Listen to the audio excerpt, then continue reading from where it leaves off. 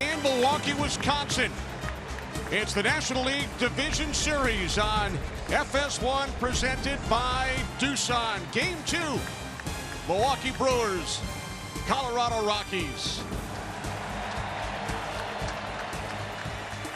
And a good afternoon, everybody. I'm Kenny Albert, joined by a couple of World Series champions, David Cone and A.J. Brzezinski. It took extra innings yesterday, but the Brewers pulled it out 3-2-10 on a walk-off base hit off the bat of another former World Series champion, Mike Moustakas. Game 2 is moments away. A.J., Colorado, 2 runs once again yesterday for the 3rd consecutive game. They score exactly 2 runs, and the Rockies over the first 8 innings in Game 1 here in Milwaukee with only 1 base hit. Well, if the Rockies are going to win this series and even get into this series, they need to hit. And it starts with the middle of their lineup. Guys we know, Arenado, LeMahieu, Dahl, Trevor Story. These guys yesterday, 0 for 14 with 8 punch-outs. They cannot win this series or compete in this series. These 4 guys especially do not hit. They need to hit balls off the wall. And what did Buddy Black do? He changed the lineup. He moved Carlos Gonzalez up from 6th to 4th. And Geraldo Parra, who has had the most consistent at-bats for the Rockies, he's in the 6th hole starting for David Dahl. So Bud Black sees it. He's trying to make adjustments. We'll see if it works, but these guys got to hit. So the Rockies will try and get it done today, David, against the Milwaukee Brewers squad that has won 9 consecutive games, an opportunity to take a commanding 2-0 lead before heading to Denver. Yeah, and it's an important thing to be able to protect your home field advantage. I agree with Alex Rodriguez. If Milwaukee loses this game, Colorado's going to be thrilled with a split and go home with their 2 best starters ready to go in the Mile High City. So without a doubt, it's time for them to put the pedal on the gas and go after this game here. And Chacin on the mound, as you see, came through with a clutch performance at Wrigley Field. He's been tested. He's on short rest. And it's going to be interesting to see how long he can go in this game for Craig Counsell.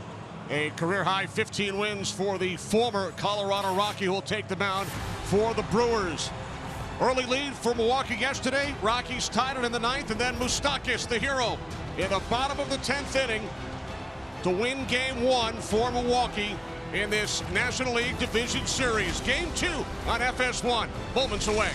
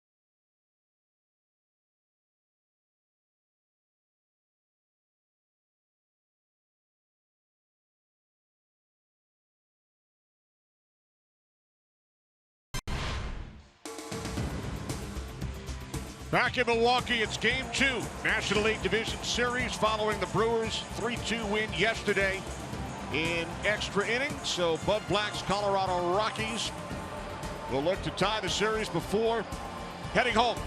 Back-to-back postseasons for the Rockies for the first time in franchise history. They won 91 games during the regular season, franchise record 44 on the road. Charlie Blackmon will lead off.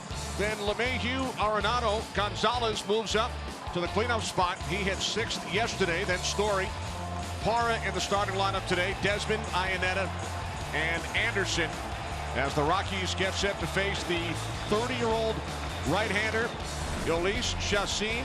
You heard the guys talk about it on the pregame show, working on short rest for the first time in his career. This was Monday at Wrigley. Game 163, the division tiebreaker. He went 5 2/3, allowed only 1 hit and 1 earned run. He threw 75 pitches. He has not thrown more than 79 in any of his last 5 starts. The scouting report on Jhoulys Chacín, a guy that I caught in 2016 with the Atlanta Braves, career year. Pretty much across the board, he has career numbers. He jumps at hitter, which is a little funky, gives him some deception, makes the ball look harder, and gives the hitter something different to look at. And when in doubt, you'll see Jhoulys Chacín throw a slider. He loves the slider. It's his out pitch. You'll see it any count, anytime. So if you're a Rocky hitter, better be able to hit a slider.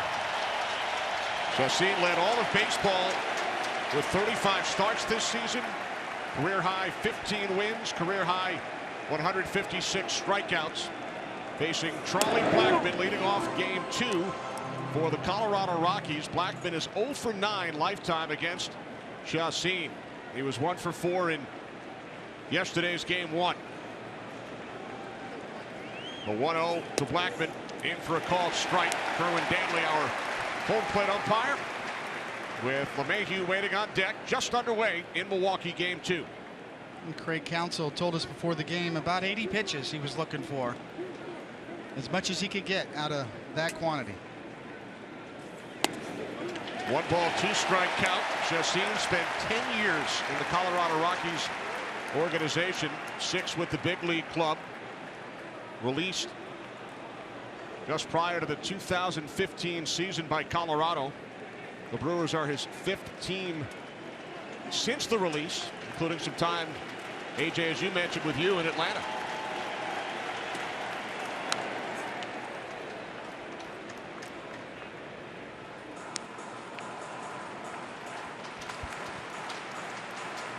Kerwin Danley behind the plate.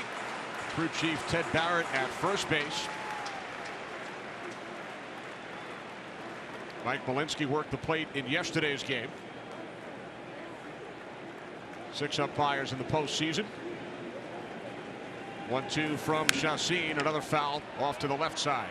And Kerwin Danley behind home plate is graded out as more of a pitcher's umpire. Calls more strikes, more of the borderline pitches tend to go the pitcher's way. That's funny you say that, because I remember Kerwin Danley behind the plate.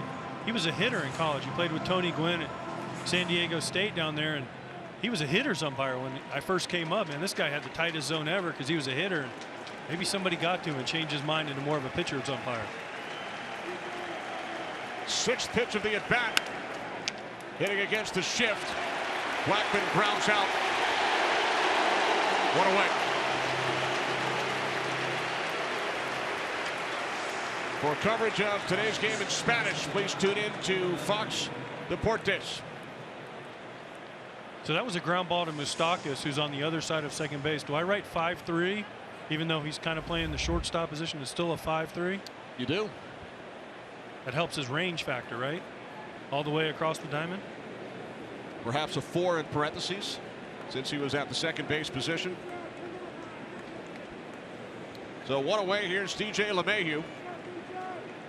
0 for 3 in yesterday's game, and 4 for 10 lifetime against Chacín.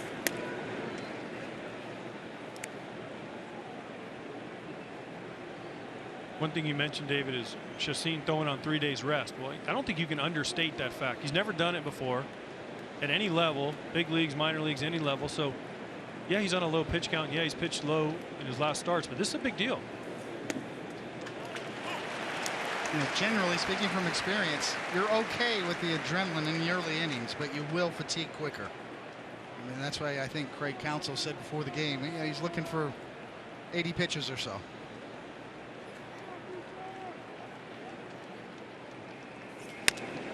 Over the glove of Chassin. Out at first is LeMahieu. What a play by the second baseman, Travis Shaw.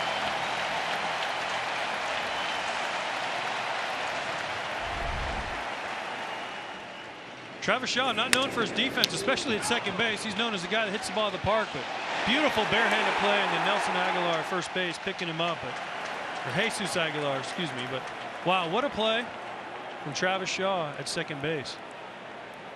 That's the only way he gets him. As you see, Chassin loves it. Thank you. And a quick out. Keep the pitch count down. Quick outs. He's looking for quick outs.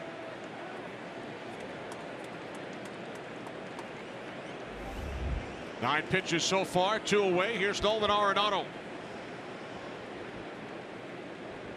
0 for 3 in game 1. Drove in a run in the 9th inning on a sacrifice fly.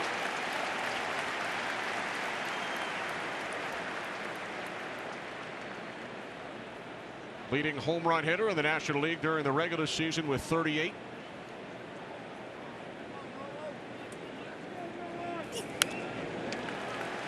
Arenado falls behind, 0-2.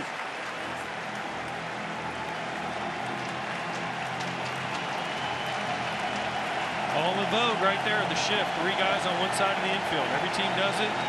Doesn't matter anymore, right or lefties. Right-handed hitter, left-handed hitter. Every team shifts. That's the biggest change this year, is the shift on right-handed batters.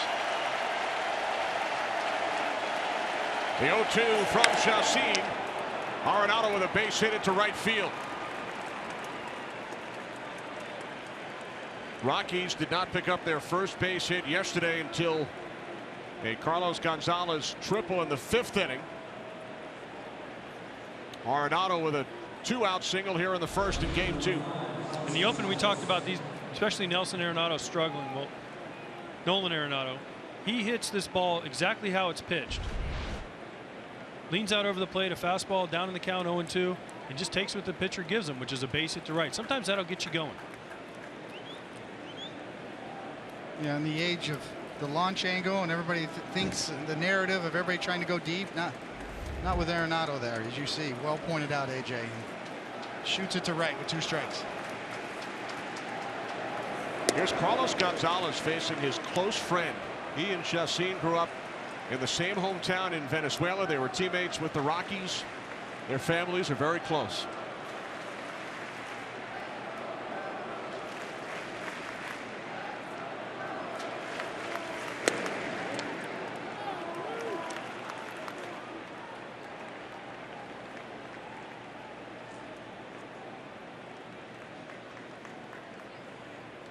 Gonzalez batting cleanup today for the Rockies.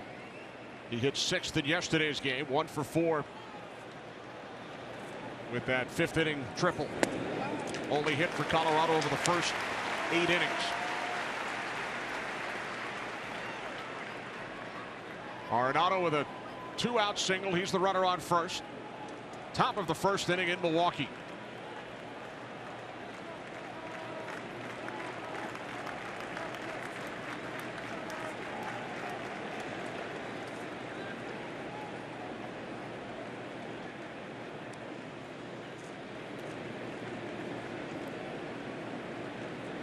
Who's your best friend pitcher that you ever faced, AJ? Oh. Well, when I first came up, it was Brad Radke, because I came up with the Twins, and then it became Mark Burley once he left the White Sox, and I faced him in Toronto, and it was just weird. It's different. You become friends with these guys, and then you face them, and man, you want to get a hit so bad, but then you want your team to beat the guy, but then you feel bad. You're like, you're taking money out of this guy's pocket and hurting him and his family. It's tough. It's a delicate balance, because you want to win and you want bragging rights, but you also don't want to hurt the other guy. Gonzalez draws a walk against his good friend Chassin. So after retiring the first 2 Rockies, runners on 1st and 2nd for Trevor Story. He could have saved some pitches there and just drilled him with the first one. Yeah, but they're friends. Jim Thome told me a story. Recently Hall of Famer Jim Thome, that he was facing Cormier for the Phillies, and they were really good friends. And Cormier hit him, and he charged the mound because he knew he had to charge the mound. And then they went to dinner after the game, and Cormier was like, "Ah, it's okay, I understand. You had to charge the mound." I think that's who it was. And then after the game, they met and had dinner. And speaking of Burley, I faced Burley for the first time in Toronto. I was with Texas. He was with Toronto. I didn't play, so during the game, he's pitching, calling me names, saying I was scared to face him from the mound while I was in the dugout. Trevor Story, 0 for 4, struck out 3 times yesterday. At the plate with runners on first and second, and 2 outs, top of the first inning. This is a big at bat right here, not only for the Rockies in general, but Trevor Story. He struggled, 0 for 4, 3 punchies. Had some bad at bats late in the game in big situations. Here's his chance, redeem himself, get on the board early, give the Rockies some confidence in this game. Yeah, try to control the strike zone. Good hitters get a good pitch to hit, and we've seen, even though the Rockies collectively, they swing the bat. They're not afraid to swing early in the count. Among the league leaders just in overall swing percentage, but still have to try to control the strike zone. The 1-0 from Chassin. Story, 37 home runs during the regular season, including 7 against Milwaukee pitching. The Rockies would like nothing more than one right here. Put them up 3-0. Bud Black would probably do cartwheels in the dugout if he hits a home run right here and gives them the lead. But Story had a tough at bat yesterday off Jeffers in the 9th. Swung at some bad pitches. Like Coney said, get him in the strike zone, slow everything down, and get a good pitch to do some damage with. The 2-0 in for a call strike. Now 2-1. Story's numbers against the Brewers: drove in 18 runs, 7 home runs, but a game he would like to forget yesterday in the series opener.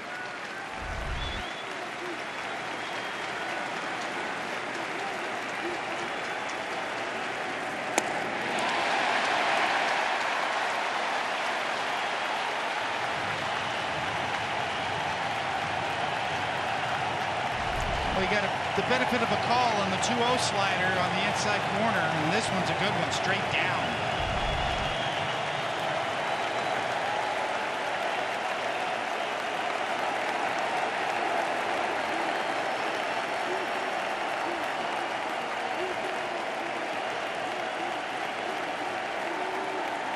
Pitch number 22 of the inning from Chassin is drilled foul down the left field line. Another point about these at-bats the Rockies are having is 22 pitches. Chassin's on a limited pitch count because of short rest, and the Brewers blew their bullpen out to get in the game yesterday. Hader 2 innings. Knebel, Jeffers had an extended outing. Woodruff is out because of 3 innings. Burns is questionable whether he can pitch today. So these long at-bats, not only do they help this inning, they help in the long run of this game. First career postseason appearance for Chassin, looking to get out of the first inning. 2 on, 2 out.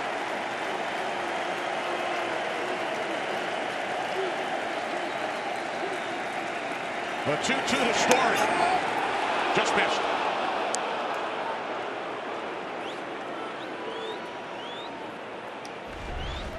Well, you know, it's 50-50. It's going to be a slider, and you see that's the thing with Chassin.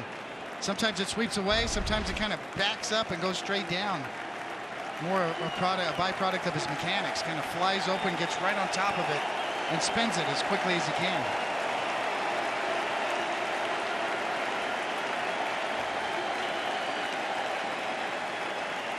Payoff pitch. Story strikes out to end the inning. A 24-pitch first. The Rockies strand 2.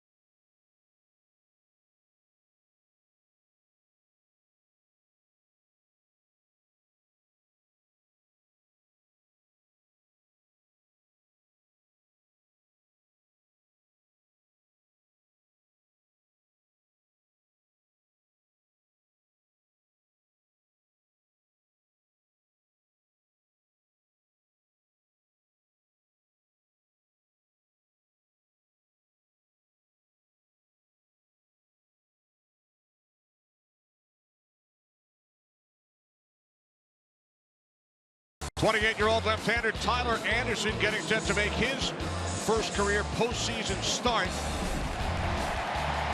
He will face Kane, Yelich, and Braun. Then Aguilar, Moustakas, Perez, Shaw, Kratz, and Chassis.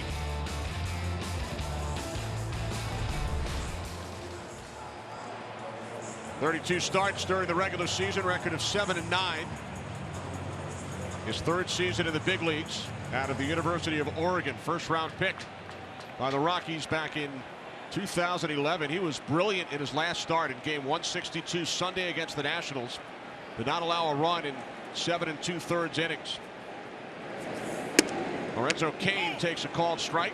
0-1. And his forte obviously is not power. Anderson, you see a deceptive delivery, a little bit of a hesitation with his leg kick. Good changeup. Relies on soft contact, staying off the barrel. Fly ball pitcher. Allowed the most home runs in the National League this season, tied with Chase Anderson of the Brewers. Allowed 30.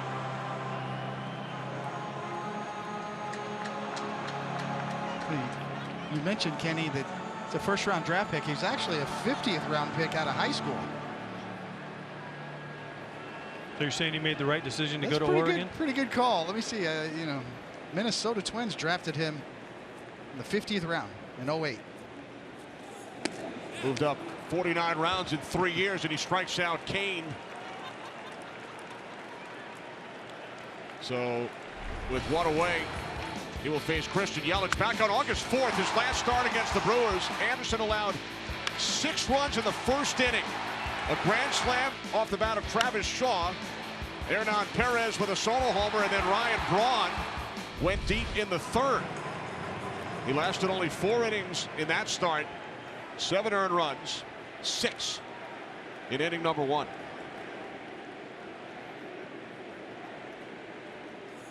Now, the old school thinking would be like, man, we don't want to start him in Milwaukee because of bad memories. The new school thinking is that doesn't matter because he's due for a good one in Milwaukee. So Rockies went with the new school and said, hey, it doesn't matter. He pitched poorly here. Let's run him out there. We have confidence in him. Facing Yelich, who reached base 4 times yesterday, 2 for 3. 2-run homer in the third inning to give the Brewers a 2-0 lead.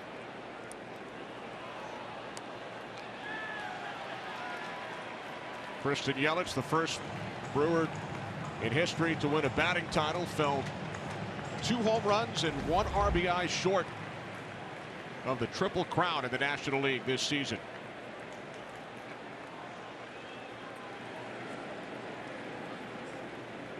One away, bottom of the first inning. Ryan Braun waiting on deck. Tony, does the Triple Crown matter? It matters to me as the next player and the next hitter. I know people are trying to undervalue the fact that Yelich could have won the Triple Crown, and that's an amazing accomplishment. I don't care if that's not the 3 stats people look at anymore. Towering fly ball to right field. Gonzalez settles under it. 2 out. If I were a hitter, I wouldn't mind having a Triple Crown on my resume. So yes, there's nothing wrong with the, you know, historically speaking, Triple Crowns. You see there's the circle change grip. Pretty good rotation on that too. That's the effective part of a changeup. It's almost got a fastball type spin on it. You really, tighter you can spin that changeup, the better off you are, and got Yelich out in front. But I think there's different metrics to look at now. If you peel back the layers a little bit, there's ways to give credit where credit is due, and in new numbers, but there's nothing wrong with the Triple Crown. There's nothing wrong with batting average, RBIs. I just think there are more things to look at and better things to use to give credit where credit is due. Speaking of numbers, how about Ryan Braun's career numbers against Tyler Anderson? 5 for 8, 3 home runs. It's ownage. That's pure ownage. 5 for 8, 3 home runs. I think he sees Anderson pretty well. Base is empty, 2 outs. The 0-1 to Braun. Fastball missing high, 1-1. See, I like that pitch to Braun from Anderson. Why? He knows those numbers. He knows he's 5 for 8 with 3 homers. Well, I'm going to show him I'm not afraid. I'm going to come in. I'm going to bury him inside, move his feet, move his head, just to let him know, hey, I'm not afraid of you. I'm going to come in and show you this.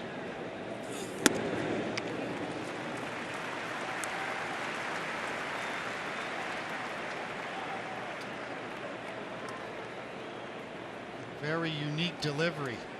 Most hitters will try to look at a pitcher in a scouting report and say, well, he's kind of like this guy. He throws sort of like this guy. And Anderson's very unique from the start to the finish. 2-2.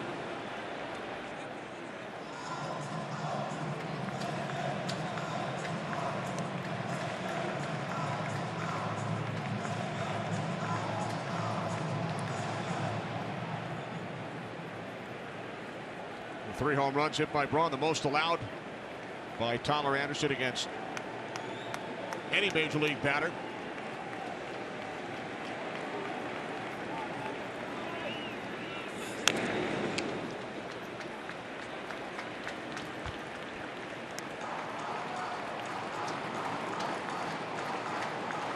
Two hits yesterday for Braun.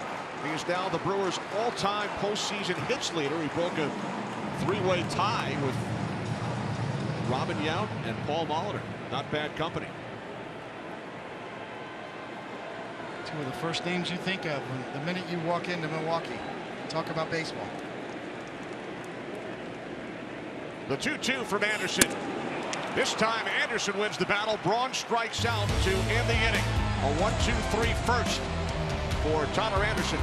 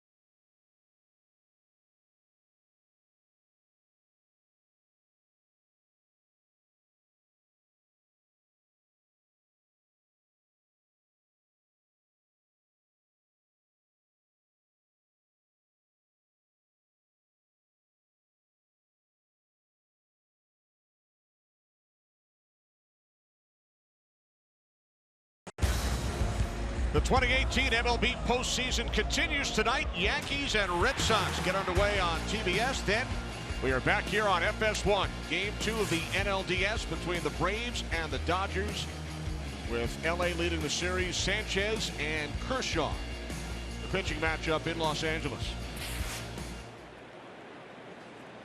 Here in Milwaukee, Gerardo Parra leads off for the Rockies in the top of the second inning. Takes ball one from Chacin, who threw 24 pitches in the first. Two base runners for the Rockies on a single and a walk.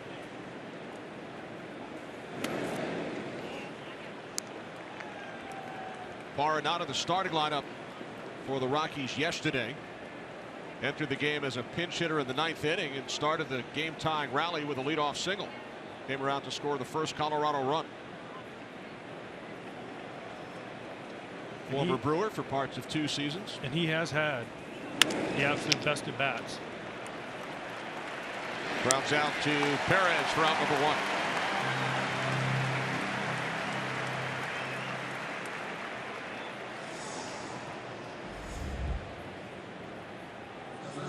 So with 1 away, here's Ian Desmond, the Rockies' first baseman. 0 for 4 in game 1. So tough on managers trying to make lineup changes. I was still, personally, me, AJ, I was surprised that Dahl's on the bench because of his power. 1 swing of the bat, even though he's 1 for 21. He could be a game changer with 1 swing.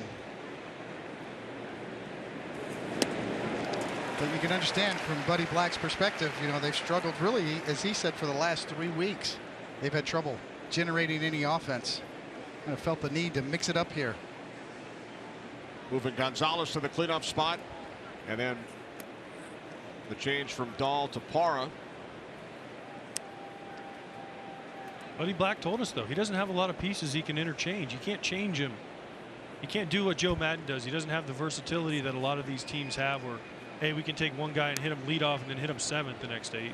He's pretty much locked into what they've done. These guys are mostly veteran guys that have hit their whole career, so he's not giving up on them.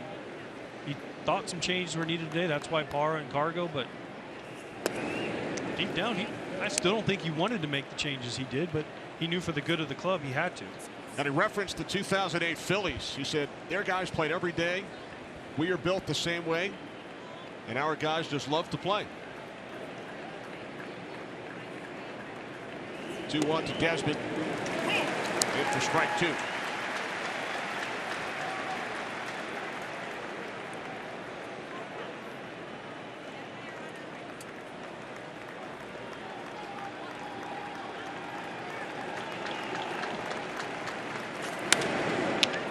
Right field. Coming in is Yelich. 2 out.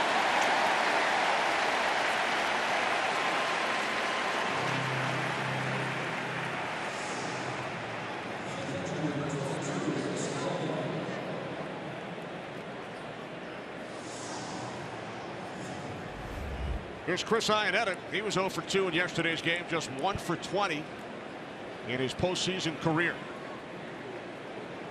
Rockies catcher batting in the 8-hole. Only 8 pitches so far this inning. That's number 9 from Chassin. Pitching on 3 days rest.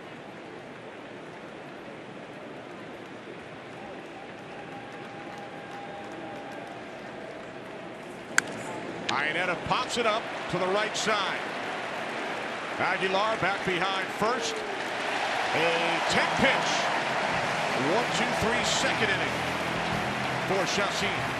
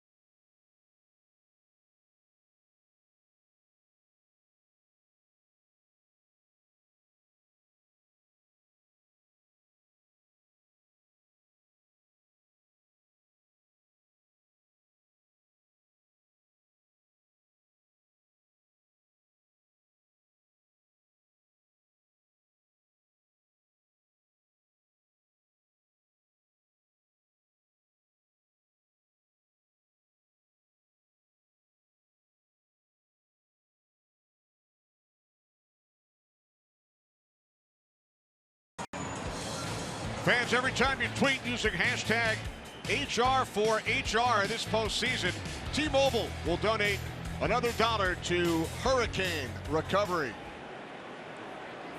Jesus Aguilar leads off for the Brewers here in the bottom of the second inning against Tyler Anderson, who retired Milwaukee in order on 12 pitches in the first.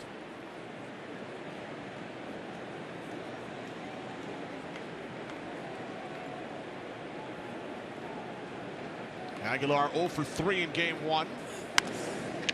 Moved up 1 spot to the cleanup position today for manager Craig Counsell. Travis Shaw, the cleanup hitter yesterday, in the 7th spot of the order today.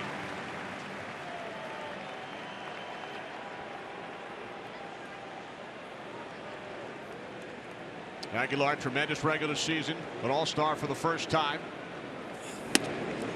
Strikes out on 3 pitches, 1 away. So 4 up, 4 down for Tyler Anderson, and for more on the Rocky starter, we welcome in JP Morosi. JP. Well, Kenny, here is a story from Tyler Anderson's hometown of Las Vegas. The writer Ron Kantowski of the Las Vegas Review-Journal saying that Tyler Anderson is named after former MLB player Tyler Houston, who played for the Brewers and was a legendary high school player in Las Vegas, almost Bryce Harper before Harper came around. In fact, the generation before, and apparently Anderson's father had watched Tyler Houston playing baseball in Vegas and was inspired, named his son Tyler, and of course it was across the parking lot at Old County Stadium, Tyler Houston, a 3-homer game on July 9th, 2000. All right, thanks JP. And now Tyler Anderson hoping to work some magic here in Milwaukee, facing Mike Moustakas, who drove in the game-winning run yesterday. So we take you back now to July of 2000. The 3-home run game. Tyler Houston against the Milwaukee Brewers for the Detroit Tigers.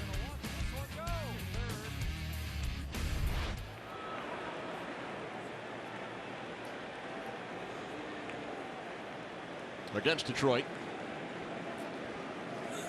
And now Moustakas shoots this one into center field.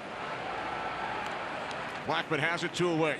Interesting you'd be named after a guy because of his high school resume. Most of the time they wait till they get to the major leagues, and I'm sure in Anaheim you'll see a lot of Mikes because of Mike Trout. Washington you'll see a lot of Bryces because of Bryce Harper, but very rare to be named after a guy because of his high school credentials. Well, what happens in Vegas stays in Vegas, right? Apparently not.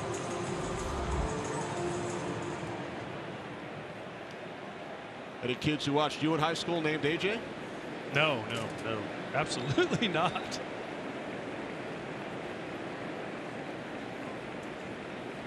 There's Hernan Perez in the starting lineup today.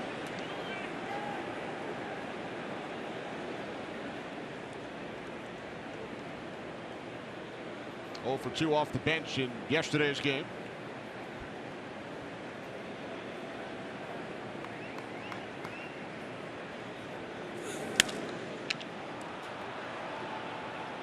Gonzalez moving to his left. An 8-pitch second inning. Anderson has retired the first 6 Brewers he's faced.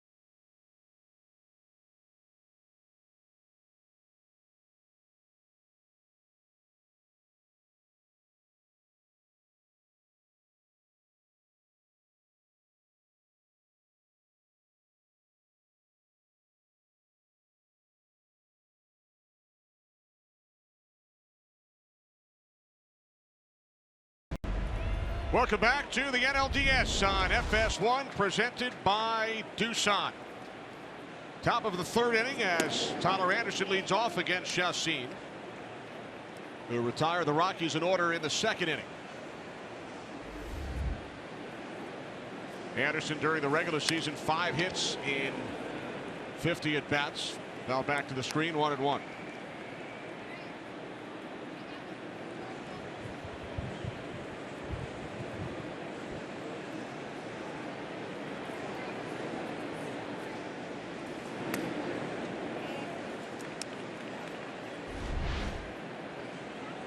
Tyler Anderson taking notes. What's he doing, Coney? He's writing with the wrong hand. He throws left-handed. He's writing right-handed. It's pretty impressive. What's he writing down? Like what hitters did, what he threw hitters? I've seen hitters do that when they face pitchers. I've never seen a pitcher do that during a game, though.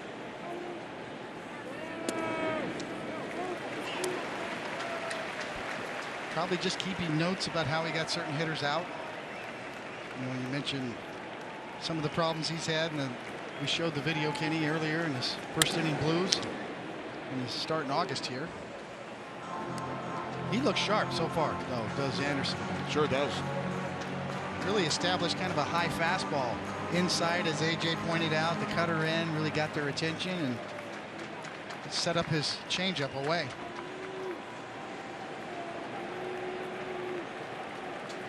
Payoff pitch from Chassin.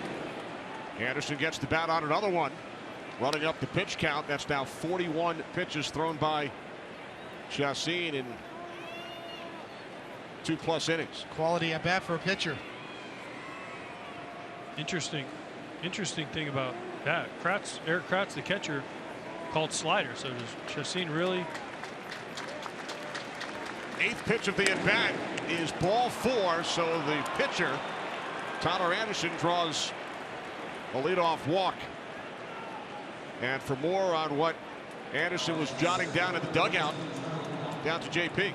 Well, Kenny, Jamie Walton, the director of baseball operations at the University of Oregon, where Anderson pitched, tells me that he was so meticulous about his work in college that if he ever made a mistake during a game, he would stay there at the stadium visualizing and getting things right before he would go home. So very meticulous about his craft. And as David pointed out, writing with his right hand. So the left-hander Anderson, at least on the mound, on at first base, with Blackman at the plate. Grounded out to third, his first time up. Anderson kind of showed the way there. That's the type of at-bat you need off of Chassin. You've got to make him get the ball in the strike zone. It's kind of 50-50 fastballs and sliders. You know he's on a pitch count. I just thought it was interesting. Eric Kratz kept trying to get him to throw a pitcher, a 3-2 slider, and he kept shaking to the fastball. So Kratz knows he has better control over his slider than his fastball. Blackman with a drive to right. Yelich on the run, makes the catch at the edge of the warning track for out number 1.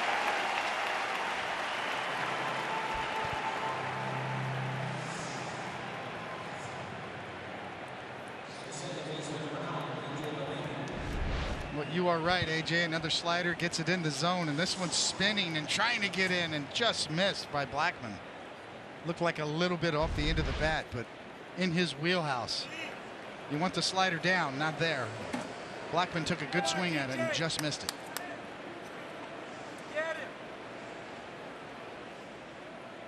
So with one away, here's LeMahieu, who grounded out to the second baseman Shaw, who made a terrific play back in the first inning.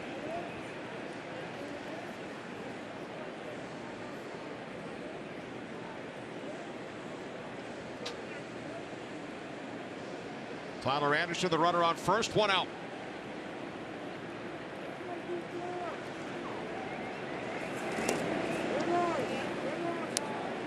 StatCast AI, powered by Amazon Web Services.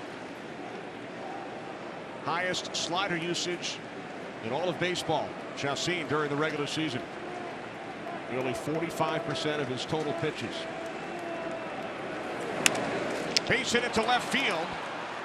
Off the bat of LeMahieu, moving Anderson over to second. So the Rockies threatening here in the third inning with only 1 out. You're going to throw that many sliders in a game. Hitters start to know this, and another slider to LeMahieu. You better locate them because hitters will eventually figure it out. And if you're one or the other, they better be well located sliders, because if you hang them, you've seen in the first 3 innings, the Rockies have just missed a couple. They've had a couple threats. This is their second threat now in 3 innings. So Chacin better figure out a way to locate him, or someone's going to run into one and do some serious damage here quickly. His inability to get his fastball anywhere near the zone so far. First pitch to Arenado. Fouled off to the right side. He singled his first time up. That foul ball right there is caused by knowing Chacin throws a lot of sliders, and he goes up there and gets a first pitch heater, which Arenado is almost always ready for, and he's late. He fouled it into the Brewers dugout because he probably was looking for slide. If I was hitting off Chacin, I'd be looking slider, especially in a big situation here. He's going to throw you a slider at some point. 2 on, 1 out. Time called by the home plate umpire, Kerwin Danley. David, you mentioned Danley was a teammate of Tony Gwynn at San Diego State. Also on that team, Bud Black, the Rockies manager. Little hometown bias from Kerwin Danley. Bud Black still makes his home in San Diego. It's got to be a little strange. Like Jim Wolf, the umpire that was brothers with Randy Wolf, they wouldn't let him ump the plate when his brother Randy would pitch because they thought there'd be some bias. KD's a good guy and a good umpire. I'm sure him and Bud Black have lots of stories to tell. Randy Wolf on the last Brewers team to make the postseason in 2011.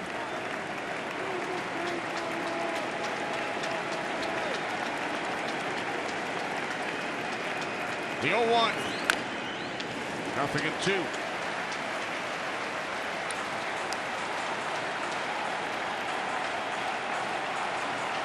Arenado drove in more runs over the last 5 seasons than any other player in all of baseball. Big opportunity here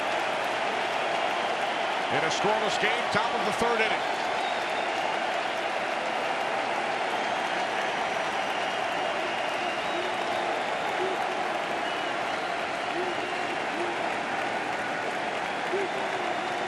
The 0-2 from Chacin. Arenado down on strikes, 2 away.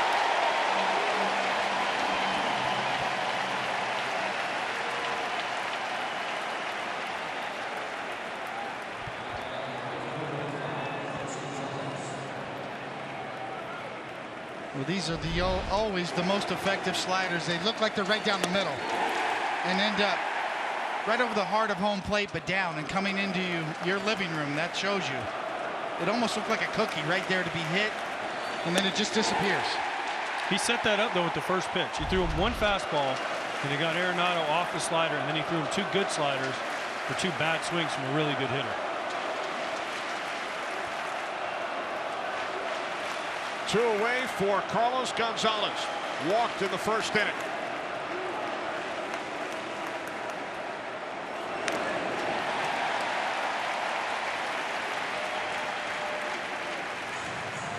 And another huge at bat for the Colorado offense. It's been struggling. They just had their 3-hole hitter, their best hitter up. Strikeout with runners in scoring position. Now their 4-hole hitter, the guy they moved up to the cleanup spot just for this situation. Another huge at bat in this series for the Rockies.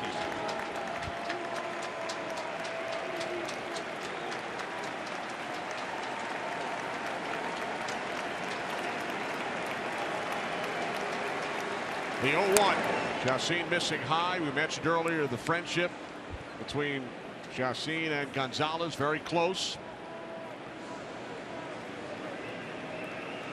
Big at bat, the 3rd inning. Game 2 of the National League Division Series. 2 on for the Rockies. Anderson and LeMahieu.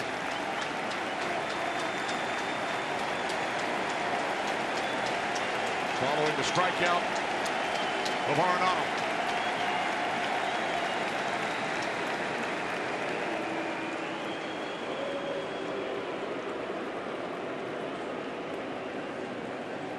Rockies have already had more base runners than in the first 8 innings of yesterday's game. Looking to do something with those base runners here in the third. 2 balls, 1 strike. Like you said, David, Chassin's having a hard time locating his fastball. As a hitter, you should realize that. Have to sit something soft, have to sit slider, have to sit something breaking, because he has not shown the ability at all to throw a fastball anywhere close for a strike, other than sporadically at best.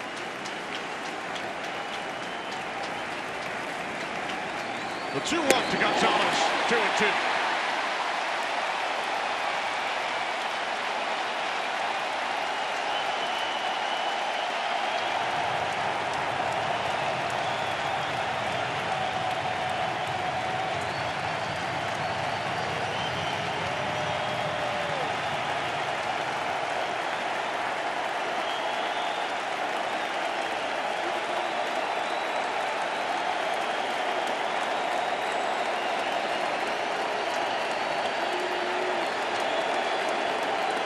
The 2-2 is fouled back to the screen.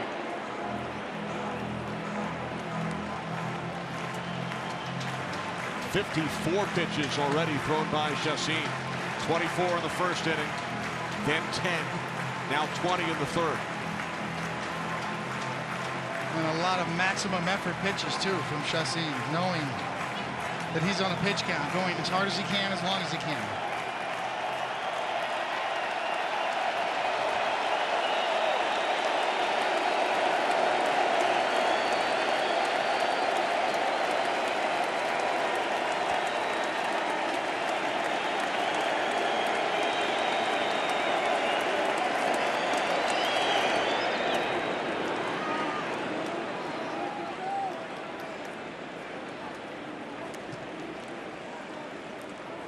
Three-two, 2 outs. Big at bat in the game. What do you think? Slider? It's got to be a slider, right? It has to be. Carlos Gonzalez has to think a slider. I would think a slider is coming at this point. Did try to sneak a fastball by him 2 pitches ago on the 2-2 count, but yes, your best pitch is your slider. Story on deck. He struggled all series, especially with breaking pitches.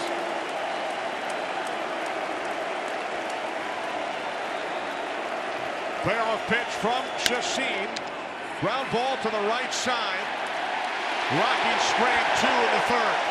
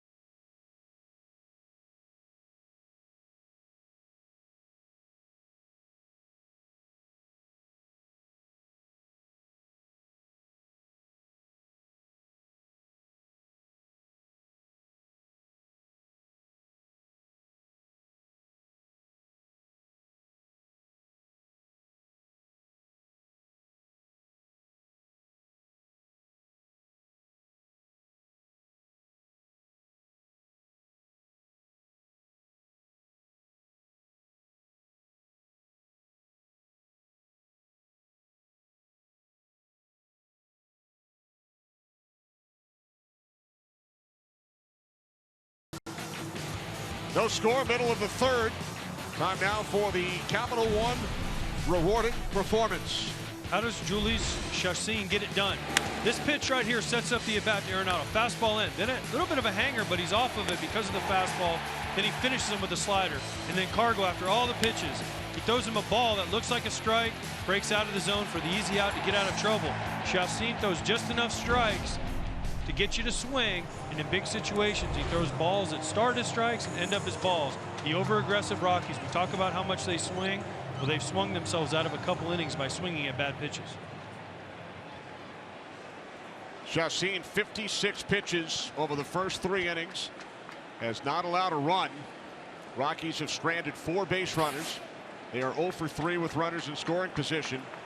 So now Anderson, who has retired the Brewers in order in each of the first 2 innings on a total of 20 pitches, takes the mound after he was out on the base paths for a long time. He led off that 3rd inning with a walk. Yeah, he did his part. He got on base to lead off the inning.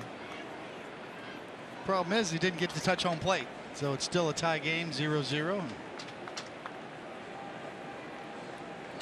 Travis Shaw leading off for the Brewers, 0 for 3, walked twice in game 1 yesterday.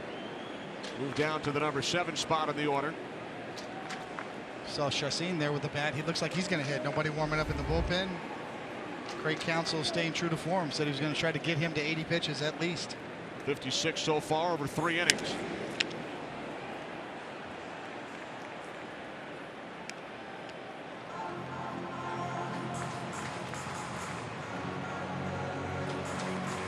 We keep talking about Chassin's slider as a hitter. I always knew what a guy's out pitch was. You know, I knew if I could hit that pitch, I would look for it because I knew I was going to get one. It's hard to look for more than one pitch off a hitter. Shaw with a bloop into right center. It drops in. Or as a hitter, it's hard to look for more than one pitch. And if I know Chassin is 50-50 slider, and I know I'm going to get it in a big situation, I want to take that away from him. So you look for it up, and unfortunately for the Rockies, they haven't done that. They've swung at some bad pitches, and he's done a great job of throwing balls that look like strikes and end up as balls. Brewers have their first base runner here in game 2. And now Eric Kratz, the number 8 hitter.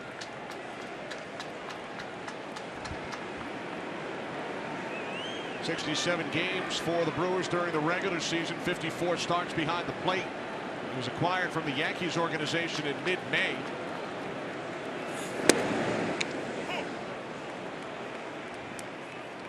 Kratz did not play in yesterday's game. Has just 1 hit in his last 16 at bats, dating back to the regular season.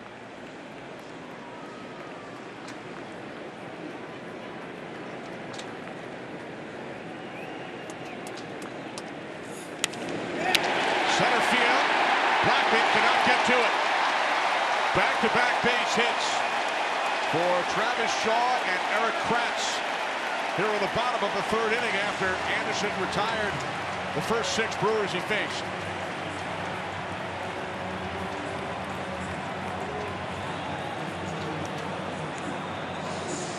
Eric Kratz is a great story, Kenny, and you mentioned it. Bounced around, kind of a journeyman, veteran backup catcher. Finally, after all these years, after breaking in 2010, has the most at-bats on the big league level that he's ever had. Become a big part of this Milwaukee run, and Chassin obviously will be bunting here. Kratz, 38 years old, on his 7th team on the postseason roster. He even pitched 3 times during the regular season for Milwaukee. They love him. Craig Counsell couldn't stop glowing about Kratz when he was discussing him and why he's catching Chassin because of the way he handles him, the way he catches pitches.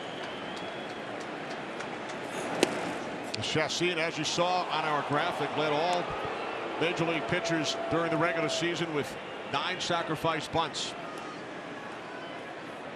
That means the 8-hole guy is getting on in front of him. The 7 and 8-hole hitters are getting on in front of him to allow him to get the bunt so many times. See, he's getting froggy up there. He tried to pull it back, almost like he was going to try to take a lash at it.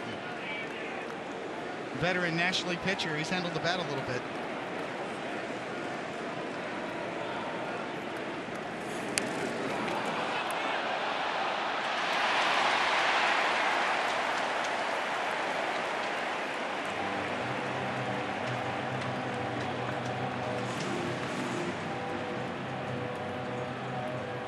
Popped up bunt. Tough play for a catcher. Throwing the mask. You see it late. You got all the gear on, and maybe Iannetta might have short-armed it a little bit or lost it in the lights, but I think if he looks back on it, he might say he probably should have caught it. Just sometimes you just whiff on the ball.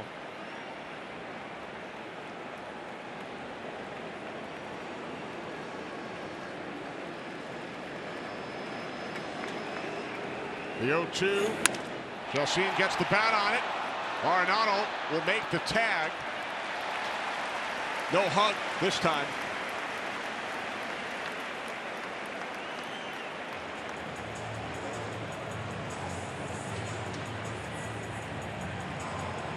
That is funny, Kenny. I mean, what are the odds of another one, another hug play? But Chassin, as I said, a veteran, fakes the bunt, pulls it back, and it almost works. A chopper, but right at Arenado, who instead of going to second base and potential double play with the pitcher running, chooses to make the tag. I'm wondering why he didn't go to second base. LeMahieu recovered and got to second. Chassin, the pitcher, running. He'd much rather take 2 outs and have a runner on third with 2 outs and still have first and second with only 1 out. And now Kane swinging at the first pitch. Flies out to Gonzalez and right. 2 away.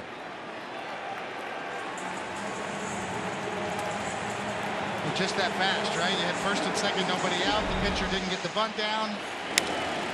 And now, Kane, first pitch swinging. And Anderson with a chance to escape. A first and second, nobody out jam. I think Kane was a little frustrated, but he didn't make it 25 feet down the line right there. I understand frustration, but nowhere to go.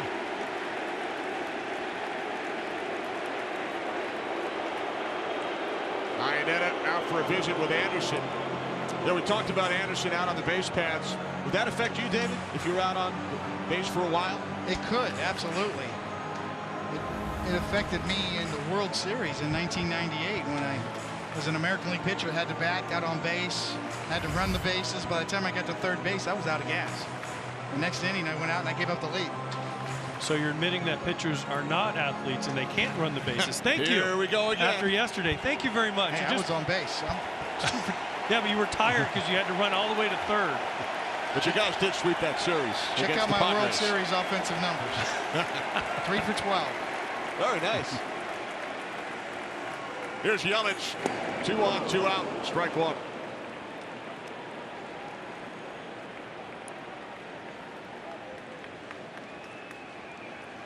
Tough spot for Tyler Anderson right here. Yes, he got 2 outs, but you have the MVP of the National League up, and you have Ryan Braun, a guy who's absolutely destroyed you your whole career. So you have to throw strikes to Yelich, but you don't want to give him anything too good. And if you walk him, you have a guy who's owned you on deck.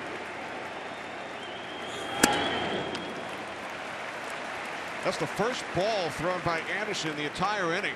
He's faced 5 batters, has thrown only 11 pitches. The first 10 were strikes. First pitch changeup to get Yelich swinging, and now upstairs with a fastball. Looked like that one was for show to get to this pitch. Well, he got Yelich out his first at bat on a left-on-left changeup. Got him off the end of the bat and hit a fly ball.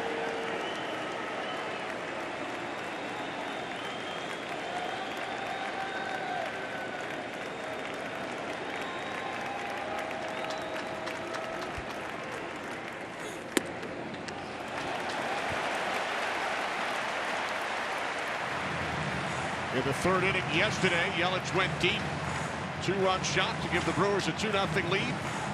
An opportunity in the 3rd inning today with 2 on, 2 out. It's just a certain way that Yelich is taking pitches. It's a little scary right now if you're trying to get him out.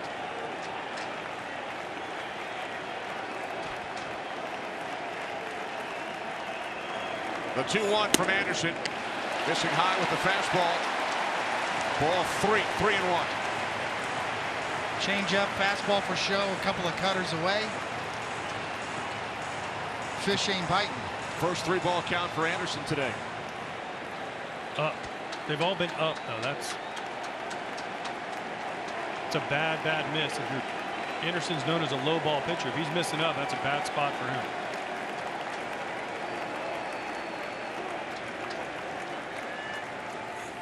The 3-1. High and inside, ball 4. A 2-out walk to Yelich. The bases are loaded for Ryan Braun.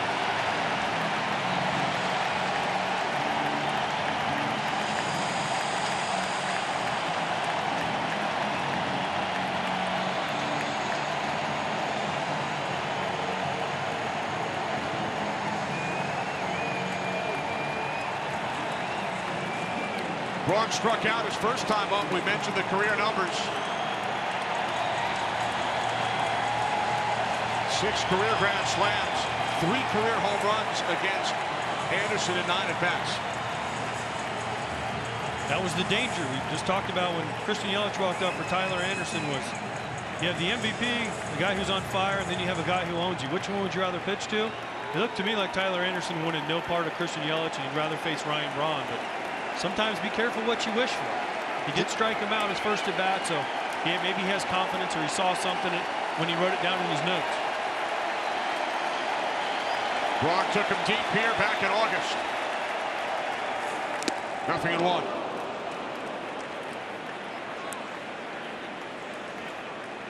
It's a rare curveball from Anderson. He's got a good one there. 74 miles an hour. On the year, only throws it about 4% of the time. I think our camera crew just summed up the feeling of all the Brewers fans. We showed a fan in the stands, and you could read his lips. He said, "Just get a base hit." Ryan Braun first swing was swinging for the downs. He wanted it all. The 0-1 from Anderson. Right center. Inning comes to an end. The Brewers strand 3. Anderson gets out of it. No score through 3.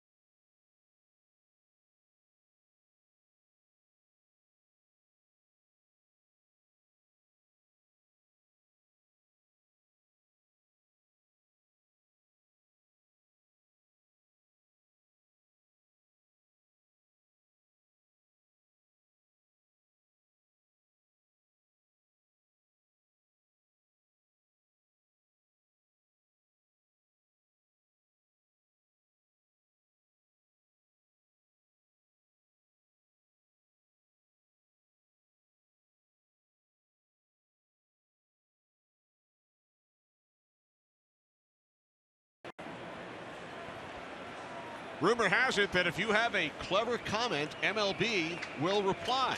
Follow at MLB on Facebook, Instagram, and Twitter. AJ, do you have a clever comment? I'm not on Twitter, so I just let my clever comments come out on the air with you and David, Kenny. Perhaps we will reply. That's hopefully. A lot of times you don't. You ignore me, especially off air. But on the air, sometimes you have to reply. Once in a while. Here's Trevor Story. Struck out his first time up, and for the 4th time in 5 at-bats in this series. Leading off against Chassin to the top of the 4th inning, scoreless game. This guy needs a hit. There's my clever comment for Trevor Story. He needs a hit. He needs a good at bat, and he needs to square a ball up and get a hit. Second in the National League in home runs, 4th in runs batted in, 1st in extra base hits during the regular season. 0 for 5 in this series. 2-1. It's definitely, KJ, hard to watch. A guy in Trevor Story, as you mentioned, arguably should be at least getting some MVP votes or be in that conversation. And also the guy who made Rockies fans forget about Troy Tulowitzki.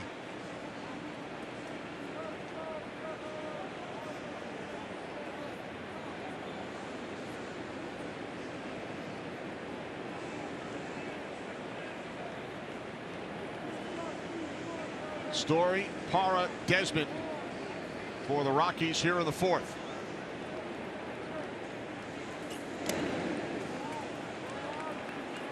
Now 3-1 down to JP.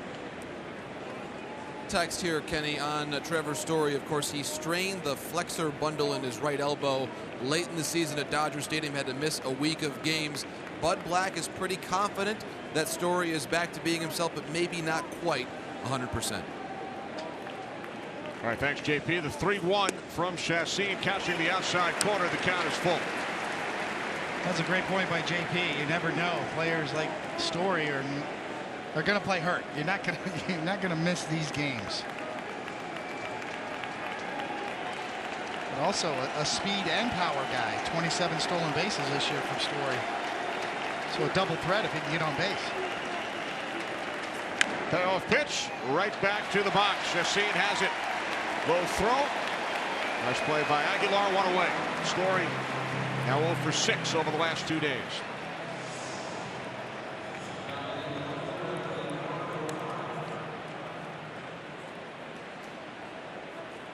So with 1 out, here's Parra, grounded out to the shortstop Perez, his first time up.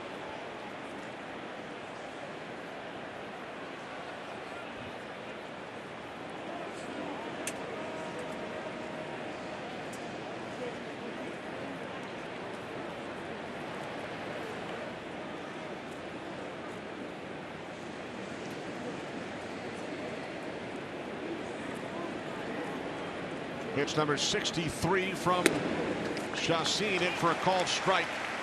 0-1. Well, with every pitch and every inning and every hitter that goes by, I keep looking out to the Milwaukee bullpen, waiting for someone to get up. But so far, no one's gotten up, and Chassin is giving them length. Granted, it's only 3 1/3, but they need all they can get with the bullpen that was used for 9-10 innings yesterday. Brewers used 6 pitchers. Their starter, Brandon Woodruff, was outstanding. Did not allow a hit or a run in 3 innings. 4 of the Brewers pitchers recorded at least 4 outs. There's a base hit into left center. Off the bat of Parra. 1 out base runner for the Rockies here in the 4th.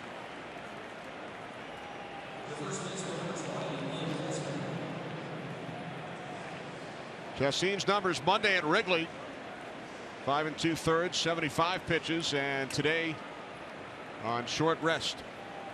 First time in his career. It was a great effort at Wrigley Field. Tough atmosphere, big stakes.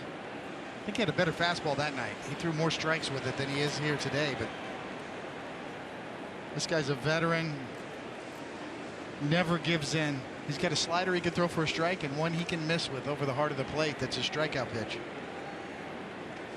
Facing Ian Desmond, flying to right, his first time up.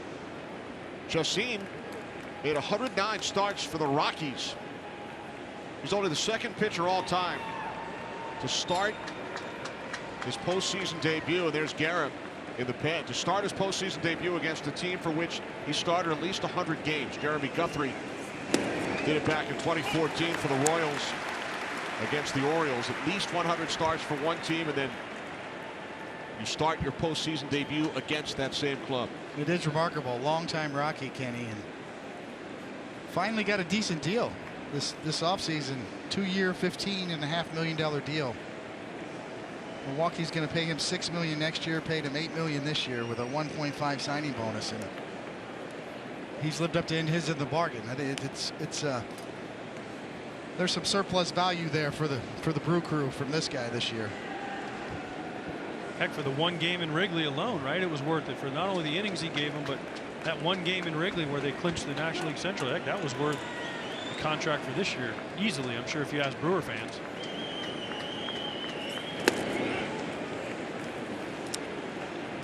That was game 163 on Monday. Brewers clinched the division. Cubs then lost to the Rockies in 13 on Tuesday evening as Colorado advanced with that win to this National League Division Series. Brewers won the opener in 10 innings yesterday, 3-2.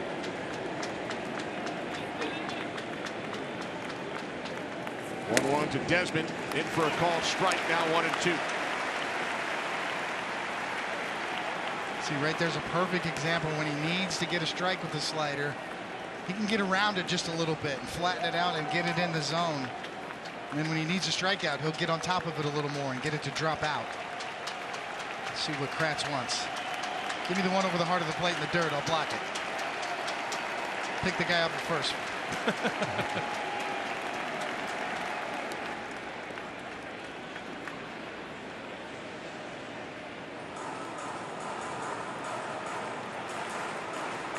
Sign comes from the dugout to the catcher. Almost always comes from the dugout. Very rarely are you given the authority as a catcher to make those decisions. But some teams allow you to do it, some coaches allow, but most of them want the control.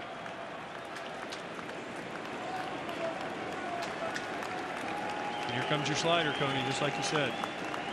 A 1-2 from Chassin. Desmond reached out and pops out to the second baseman Shaw for out number 2.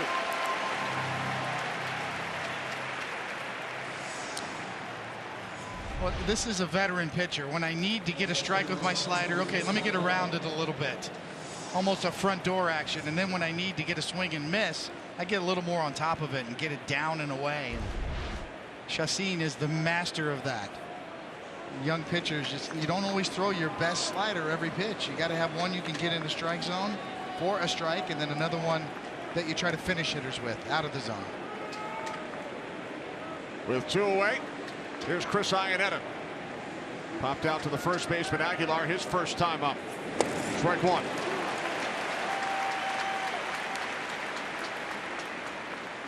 Parra, the runner on first, a 1-out single. Chassin then retired Desmond. His next pitch will be number 70.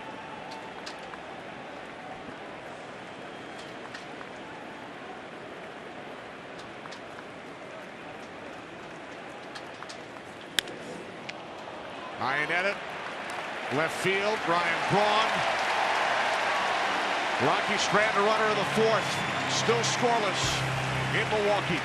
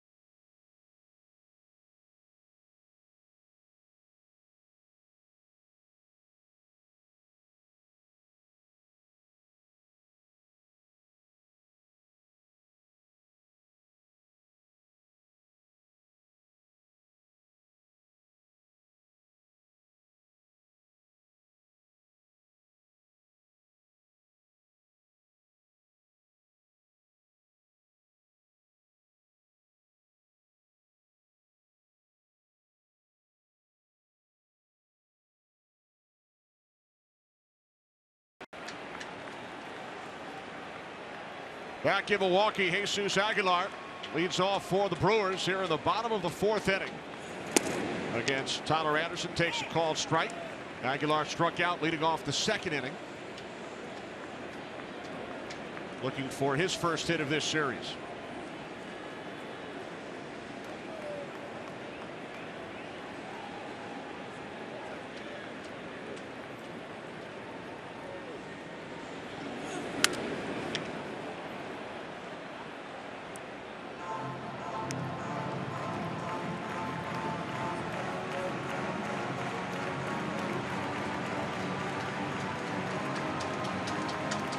Aguilar still, he stands so far off the plate. He's a big guy trying to get his arms extended.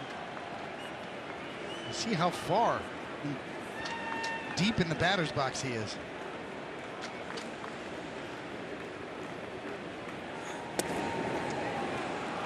Aguilar takes a called strike 3. He strikes out for the 2nd time today. Not happy with the home plate umpire Kerwin Danley. The NLDS presented by Doosan on FS1 is sponsored by T-Mobile. Whether you're home or away, T-Mobile has you covered. By Taco Bell. And by Indeed, the world's #1 job site. Well, David, you mentioned how far Aguilar is off the plate. That ball that Tyler Anderson threw starts out off the plate, backdoor cutter, comes back. It has to look like it's a mile out there. So because of the distance he has between himself and the plate, yes, he wants the ball out over. This ball starts out way off the plate and comes back perfectly for a strike. And he's not happy with the call, but it has to look a mile outside. Just around the plate. They get a ball. They get a ball off the plate. That's a strike. It's in the leeway. Aguilar has struck out twice, both times on 3 pitches.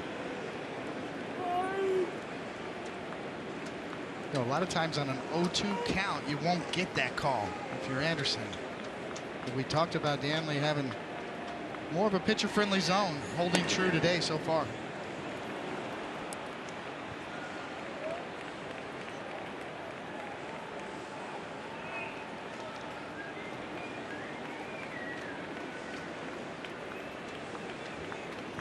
I don't know what he's writing in his notebook, but it's working. He's definitely a man with a plan out there and has established all his pitches.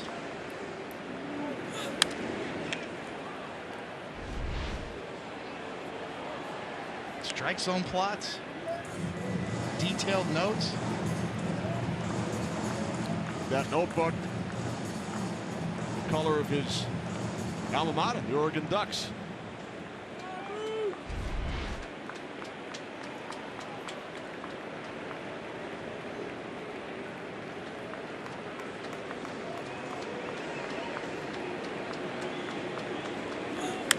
Stock is fly to center his first time up.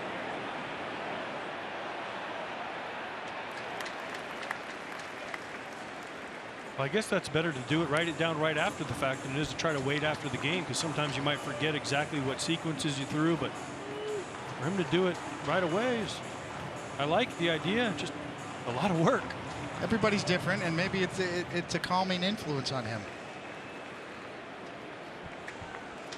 He's thrown 9 straight strikes through 13 in a row earlier.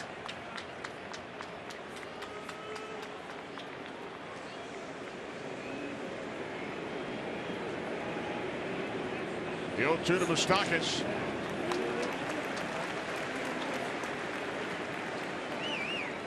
Much different story so far than his previous start here in Milwaukee. Just over 2 months ago when he allowed 7 earned runs, 7 hits in 4 innings, 3 home runs, 6 runs in the first inning. It's a great shot here as he brings his glove up. He gets the sign, and he'll bring his glove up almost to his ear, and that's where he'll change his grip right there. And now he's off and running. And for a pitcher, that's always the key, is where you get your grip. He's got 3 or 4 different grips. Change up, fastball. Okay, now he brings it up, and if he's going to switch the grip, it's going to happen there. A little before that, right when he brings it up.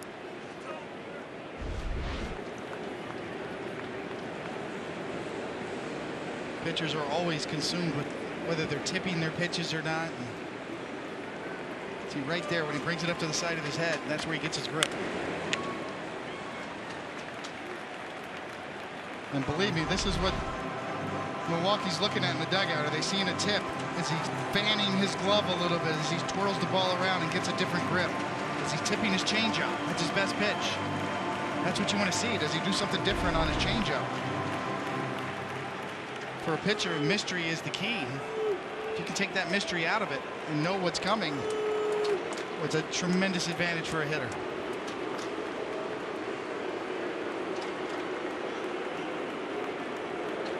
Eighth pitch of the at-bat to Moustakas. Another foul.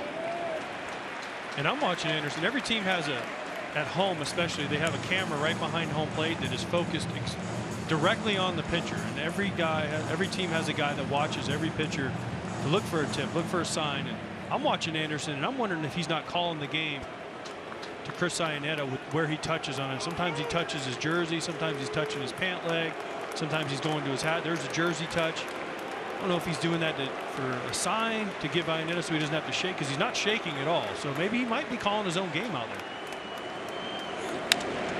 Moustakas into right center, goes all the way to the wall.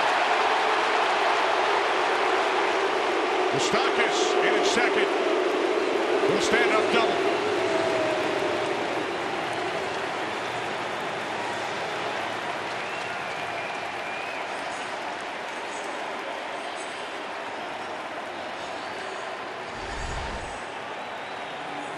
See a cutter kind of spinning down and away, and Moustakas cuts him off before it could get down and away. When you have a name like Moustakas, it doesn't take long before you start hearing the Moose chants. He's already quickly becoming a very popular player here. Well, you hit a walk-off game in extra innings of a playoff game. You win a game with that, you're going to become very popular with the hometown crowd. Ball one to Perez with a runner in scoring position here in the fourth inning for the Brewers.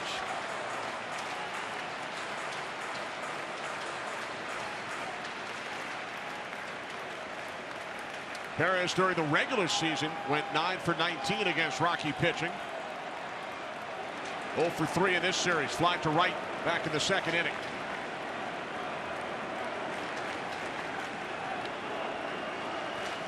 '50th pitch of the game from Anderson is drilled to left center, and it will bounce over for a ground rule double.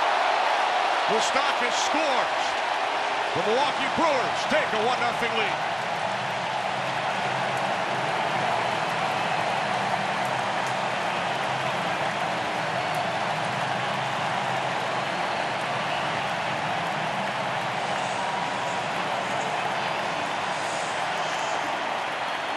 Back-to-back doubles for the Brewers. Perez drives in the game's first run. Perez, the guy that had 11 doubles on the year. This will be number 12 in a big spot on a changeup that stayed right there in the heart of the plate. Tyler Anderson had been so good up to this point at burying that changeup down and away. First mistake he's made with one all day. Ball one to Travis Shaw. And a long at bat by Mike Moustakas. 9-pitch at bat, double in the gap, and then mistake by Hernan Perez. 1-0 Brewers. And all the pressure the Rockies have had on Julius Chacin, they have 0. One mistake by Anderson, it's 1-0 Milwaukee.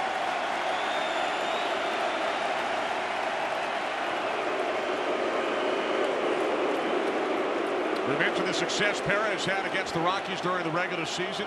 He hit one of those first inning home runs here off Anderson back on August 4th. And he drives in the first run of this game. And there he goes, takes third uncontested.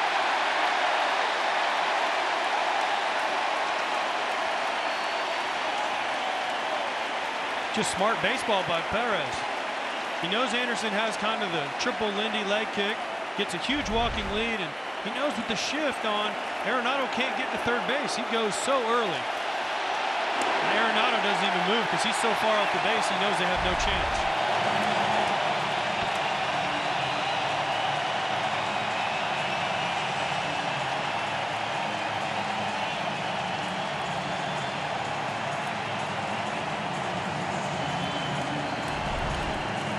Time for StatCast AI, powered by Amazon Web Services. The Perez double.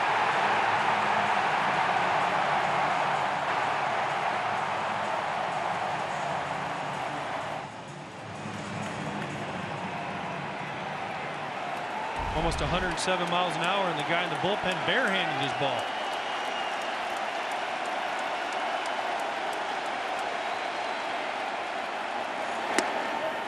Ball 3 to Shaw.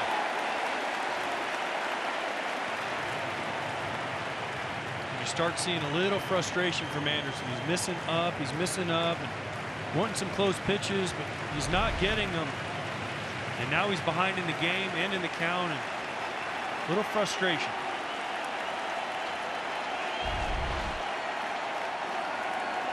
Infield in, 3-0. Strike one.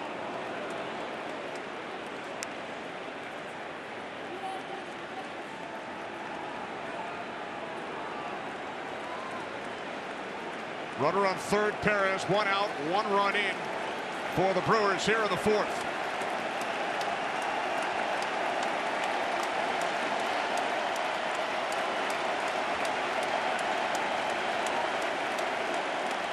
Anderson delivers the 3-1 pitch, misses high. Shaw draws a walk. Runners on the corners.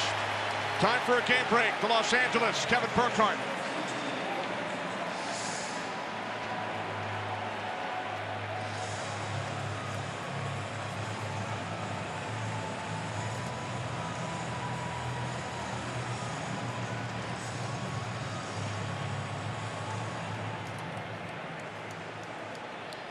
All right, thanks very much, Kevin. Here is a former Houston Astro, Eric Kratz, to the plate.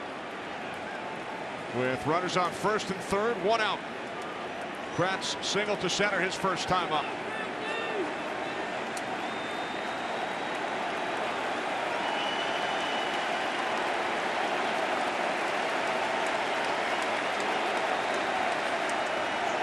And now in a rundown, Perez started to head home. And Perez is out at third. Tag applied by Arenado. Shaw now at second base.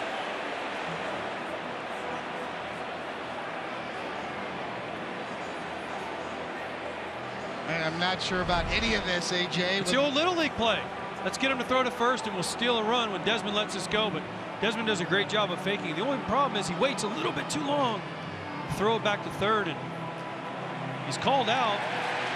Brewers are going to challenge. Makes no sense to me with 1 out. With 2 outs, maybe. Billy Martin used to do that play with the Yankees with 2 outs, but with 1 out, you got a lot different way, a lot better ways to drive in that run at third. A safety squeeze with Kratz the catcher, a sac fly. That seems like they ill-advised at best by trying that play in that situation with 1 out. Well, the Brewers are feeling it. They're up 1-0. They're going to be aggressive. Replay review brought to you by Mitel.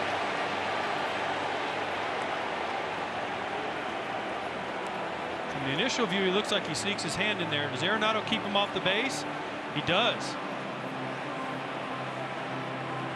He's on Arenado's shoe unless his thumb is somehow wrapped around.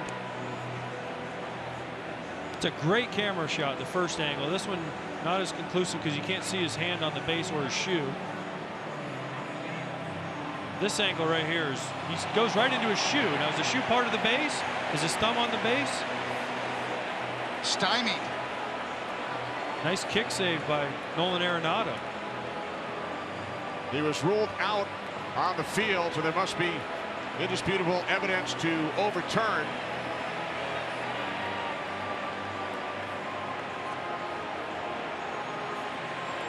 Question is, did his thumb get in, as AJ said? His other 4 fingers were blocked by that cleat of Arenado.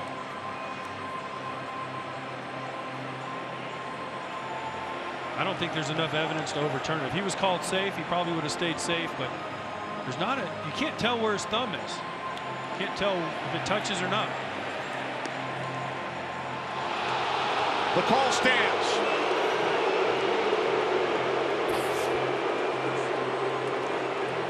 Score at 1-3-5. Perez tagged out by Arenado. Shaw now at second with 2 away. 1 out, trying to steal a run, trying to be aggressive. Shaw trying to steal. If it works, great. You look like a genius. Unfortunately for the Brewers, the 2nd out of the inning. Perez was waiting for Ian Desmond to throw the ball. If a right-handed first baseman, as soon as he turns to throw, the runner on third takes off for home because of the length of the throw and the turn of Ian Desmond. Well, unfortunately, Desmond pump faked and got Perez at third.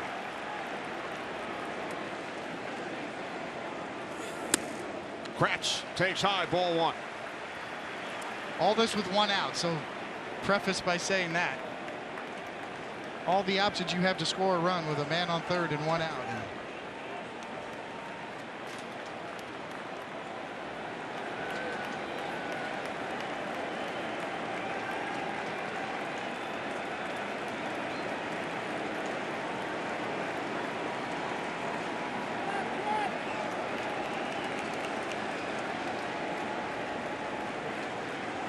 The 1-0 from Anderson. Missing high. Ball 2. That's 6 straight balls thrown by Anderson. See, Desmond's supposed to throw the ball right there. And see how he double clutches? And that's when Perez took off, because he thought Desmond was going to throw the ball to second. And if he throws that ball, he walks home. But because Desmond double clutched and saw him out of the corner of his eye, he holds it. And fortunately, Perez slid into Arenado's foot. He still would have been safe. And they would have had second and third, 1 out. But because of the kick save by Arenado and those new Nike kicks he's got, he's out. Well, I just don't like that play at all with 1 out. You got a pitcher that's starting to lose the strike zone, just walk the previous batter. And on the first pitch, you're going to try a trick play. First and third, 1 out.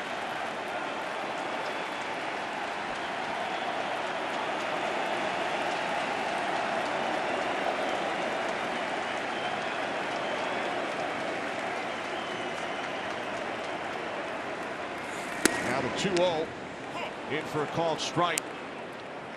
A pinch hitter, Domingo Santana, has come out into the on-deck circle to bat should Kratz reach base, with the pitcher Chassin due up next.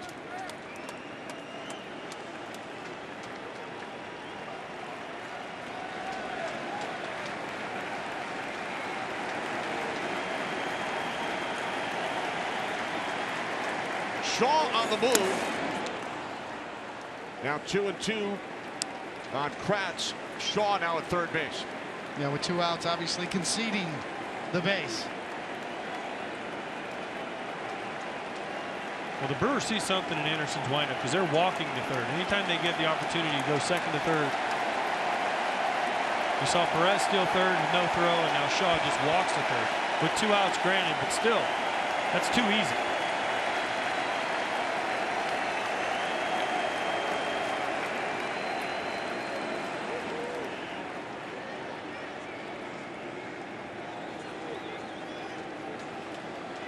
Two balls, 2 strikes, 2 outs, 1 run in here in the 4th inning. Brewers lead the Rockies 1-0.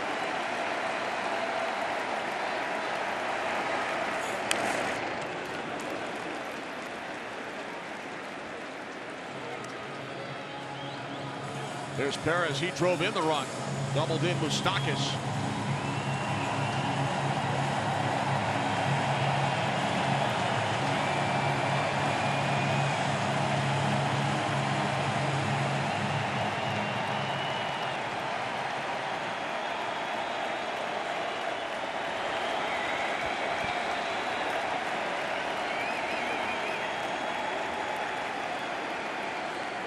Anderson has thrown 24 pitches here in the 4th inning. Only 36 over the first 3.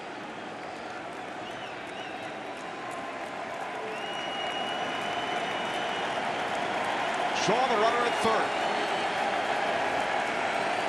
The 2-2 to Kratz. Full count. For the Brewers here, they'd love to see nothing more than Eric Kratz to get on base to clear. They're going to use a pinch hitter because of Chassin's pitch count. Close pitch.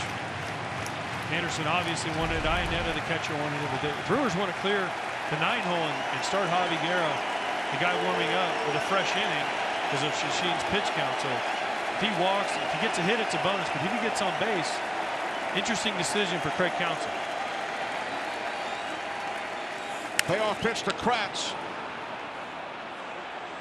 Gonzalez moving to his left, makes the play to retire the side. Brewers score a run. Driven in by Perez. We head to the 5th. 1-0 Milwaukee.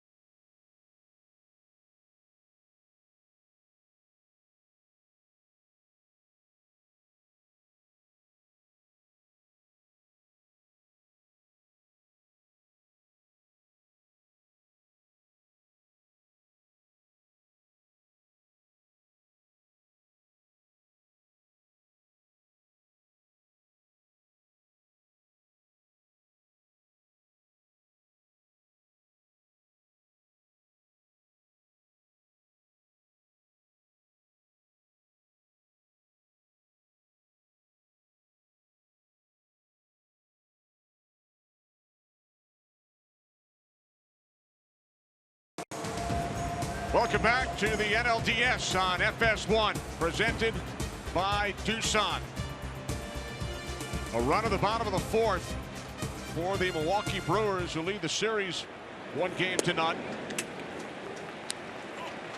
Chassin, 70 pitches over the first 4. The pinch hitter had come out on deck, but Chassin remains in the game. Facing Anderson. Diving stop by Aguilar, and then Chassin covering to retire Tyler Anderson, 1 away.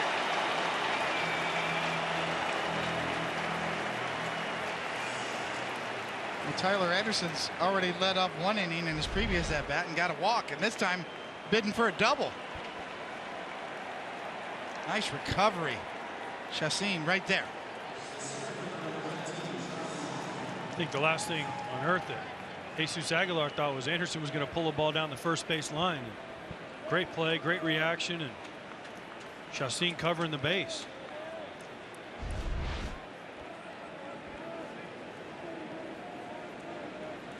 If Craig Counsell can somehow get Chassin through this inning with him leading off next inning, huge upside here for the Brewers. Here's Blackman 0 for 2.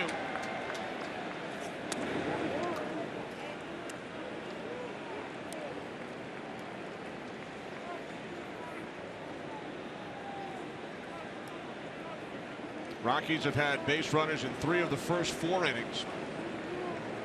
They've left 5 on base. Colorado 0 for 3 with runners in scoring position. They scored only 2 runs yesterday on 4 hits. No runs on 3 hits over the first 4 innings today in game 2. I think it's more, it's not the number of guys they've left on, it's how they've left them on. In the middle of their lineup, they've had 2 chances in the middle of their lineup with guys in scoring position, and both times they failed to play to run. That hurts more than just leaving guys out there. If, say, the pitcher comes up or the bottom of the order is up, it's when the heart of your order is up, the guys you're counting on, when they struggle, that's what hurts.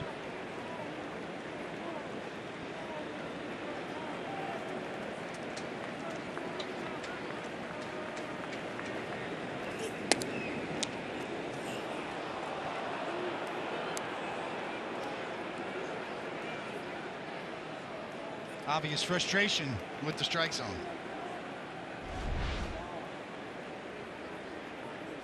Thinks he hit the target, didn't get it. And now the 3-1 from Chacin. On the ground to the right side, 2 away.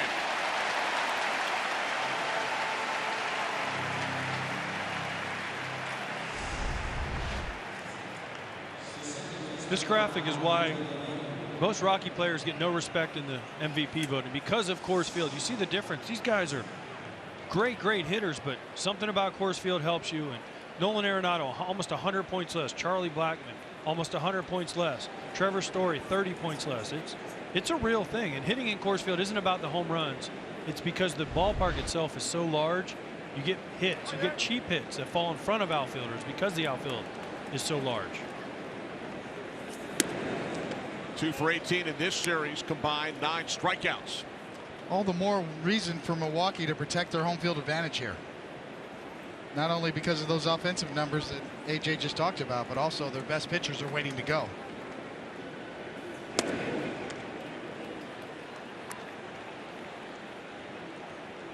Two and 0 with LeMahieu at the plate. Down to JP. Well, conversely, Kenny, if you think about the MVP in the context of the Rockies hitters, shouldn't then Kyle Freeland get extra credit, if you will, in the Cy Young vote? Lowest home run average in Rockies history this season. Well, JP, you can give him extra credit, but Jacob deGrom's winning that award, so he can have all the extra credit he wants. But Jacob deGrom had a historic year for the Mets. Chacin has hit that number we talked about. This is pitch number 81 as he looks to get through 5 innings. Another fantastic effort. This one a little more of a struggle for Chacin. As you see, he's backed up now. Guerra up and throwing in the Brewers pen. Ball 4 to LeMahieu, a 2-out walk. Third walk issued by Chacin.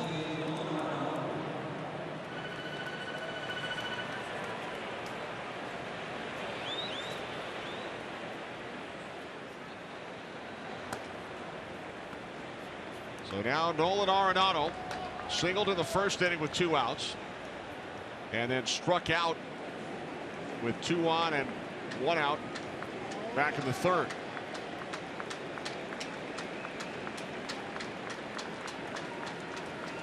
LeMahieu, the runner on first, 2 outs. Top of the 5th inning. Brewers lead by a run. The strategy of the National League game. It's not just about pitch counts and relievers coming in for starters. The double switch is in play here, with the pitcher due to lead off next inning. Yes, but Craig Counsell wants him to get through this inning because if he was to double switch, he'd have to take either Travis Shaw out, one of his best hitters, who he uses later in the game at first for defense, or Eric Kratz as catcher. And usually you don't want to take your catcher out with a lead.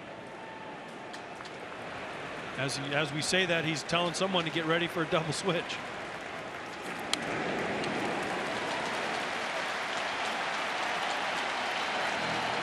Arenado behind in the count, 0-2. But another big at bat here for Arenado. Another chance to break through, hit a ball hard, hit a home run, do something to help the Rockies, get them excited. Down in the count, 0-2, real quick.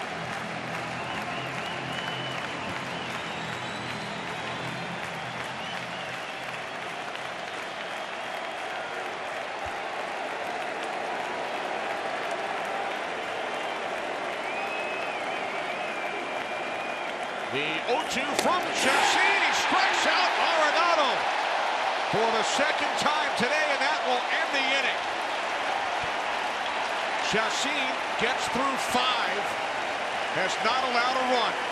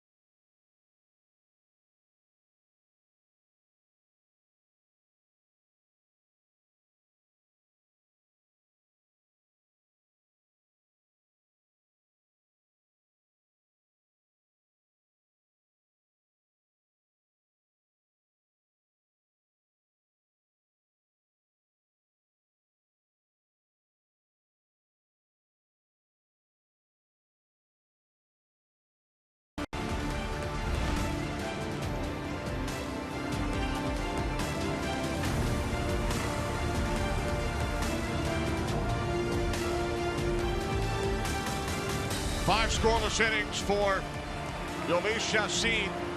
For 85 pitches, allowed only 3 hits, 3 walks, 3 strikeouts on short rest. Bottom of the 5th, Domingo Santana, who pinch hit for the starting pitcher yesterday as well. That was in the bottom of the 3rd inning, and he popped out to second. Terrific September for Santana off the bench. 8 for 18 as a pinch hitter for Milwaukee. 3 infielders to the left side against the righty Santana as Chassin heads to the Brewers clubhouse. He did his job. It's a gutsy effort from him and Harry Kratz, a veteran catcher and a veteran pitcher, getting through it. Brett Counsell using 6 pitchers yesterday. Counsell said it worked exactly the way we wanted, and he got what he wanted from Chassin, who struck out Arenado twice. That's a frustrated gentleman right there. Head shake, missing sliders. Chassin's throwing him a couple that are hangers in big spots, and he's fouled one off his last at bat, and that one 2 strikes, a hanging slider, and he just missed it. And that is very, very frustrating for a hitter, especially a guy as quality as Nolan Arenado.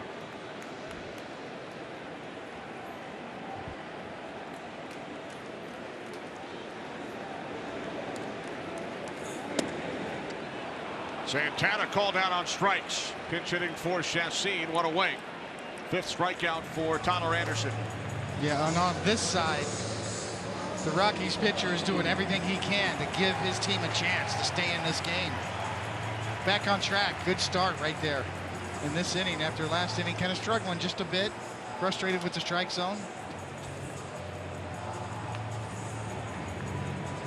One away, here's Lorenzo Cain, struck out on the first and then flied out with 2 on the first pitch in the 3rd inning.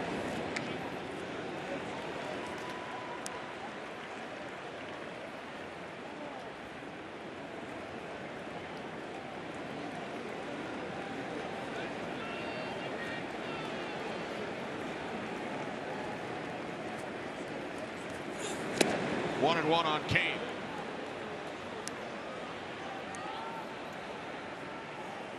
Excellent changeup all day long for Anderson. And one mistake he made was a double that tied this guy, gave the run on the board for the Brewers.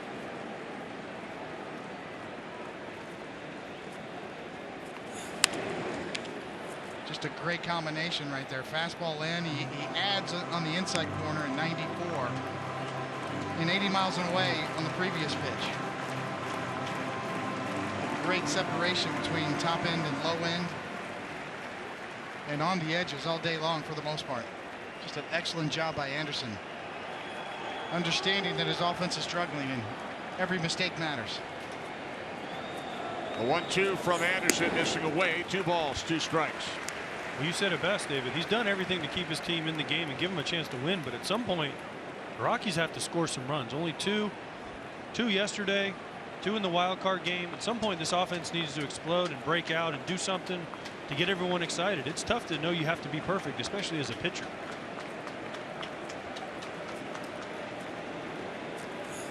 The 2-2 pitch is fouled away. There's Arenado, frustrated. Struck out in the 3rd inning with 2 men on.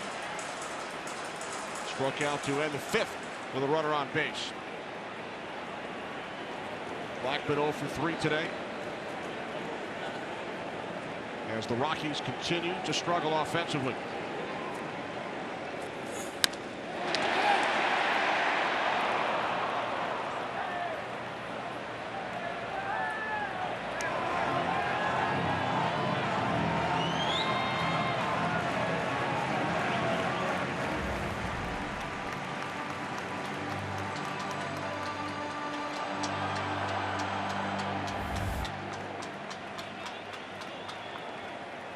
Good time for a changeup.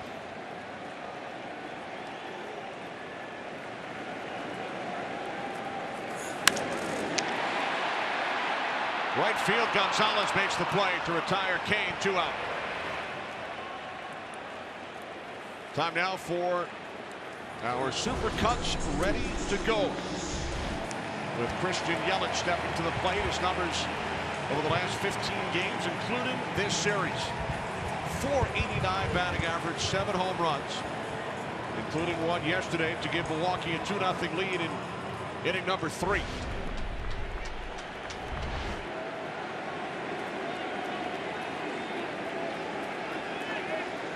Fly to right in the 1st inning, walked in the 3rd. This is when you want to face Yelich. Nobody on and 2 outs. Anderson's been sharp. Shook off the changeup on the last pitch, and kind of quick pitch. Low Cain got in on him a bit. Let's see how he goes to Yelich here with 2 outs and nobody on. 1-0, swing and a miss by Yelich. 1-1. And that pitch right there, the heater in, that's the one I've been waiting to see from the Rockies to Yelich. He hit a changeup out for a home run to left center field yesterday, and they pretty much stayed away from him most of the time. But you got to show this guy something inside, make him aware of a ball in to try to speed him up if at all possible.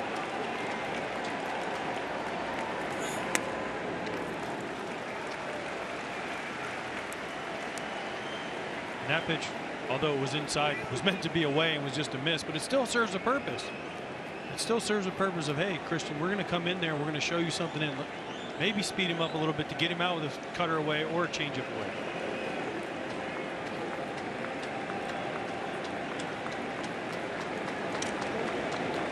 Two-one from Anderson. Yelich shoots this one into center field. Blackman takes a couple of steps in Anderson retires the Brewers in order in the 5th. Gonzalez, Story, Parra due up for the Rockies.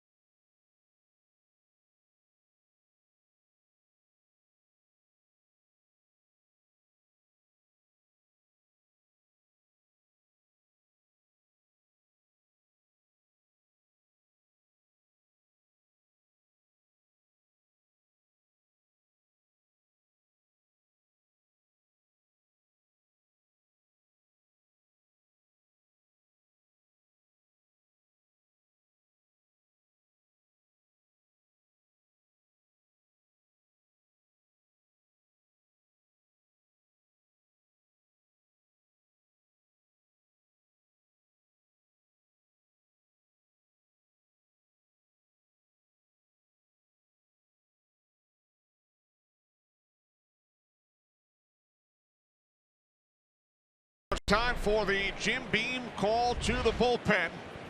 Corey Knebel, who has not allowed an earned run in his last 17 appearances, pitched an inning and 2/3 in yesterday's game.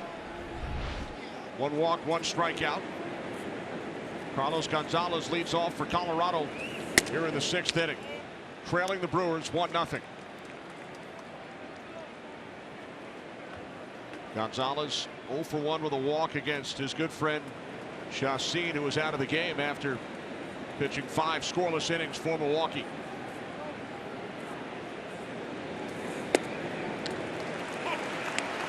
So it begins, David. The difference in philosophies, as you mentioned yesterday, the quality starts in Colorado. The guys going deep, they're starters, and the Brewers in a rush to get guys out of their bullpen. The strength of their team. Even Craig Counsell said, hey, they're the strength. We want those guys in the game with the game on the line. The 1-1 from Knebel. 1-2. Knebel terrific down the stretch after he was sent to the minors for a bit in August. Came back, named the National League Relief Pitcher of the Month for September.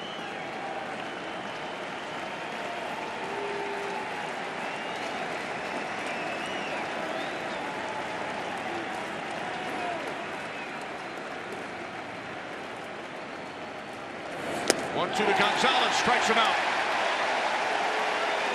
1 away here in the top of the 6th.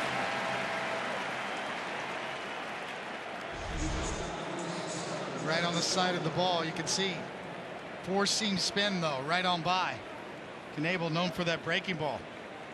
You're trying to go up the ladder. You see he wants it up and just up enough.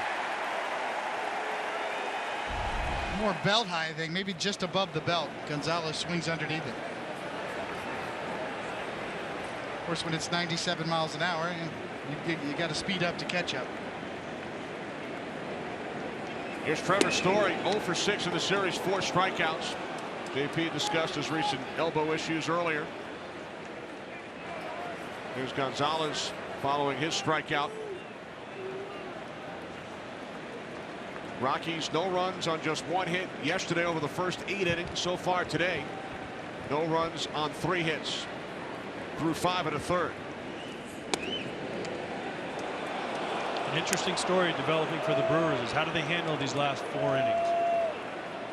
Knebel obviously in now, but Hader, is he available? How long can he go? Craig Counsell gave us, yeah, he's available, but we want to be careful with him. Story is available. Do you bring in Jeffers if you have a 1-run lead going to the 9th? All valid questions right now for the Brewers, who are a bullpen team. The 2-0 from Knebel. Strike 1.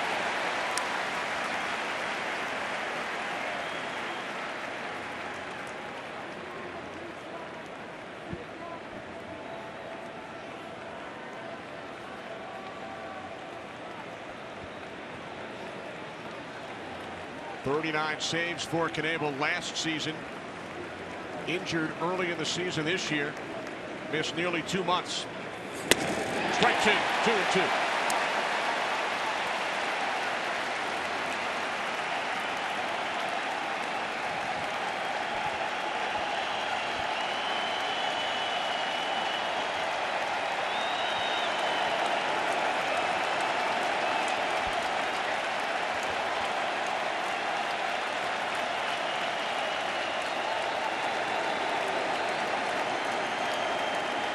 The 2-2 pitch from Knebel. Story sends it into shallow left field. The shortstop Perez makes the play for out number 2. We've been talking about this Brewers bullpen during the regular season. 42 wins, most in the National League. Their ranks in 5 other categories. Game 1 yesterday, 7 innings. Only 2 earned runs, 9 strikeouts. And how about Josh Hader, who set an all-time major league record for strikeouts by a left-handed relief pitcher. There's Hader on the left. 143 strikeouts during the regular season.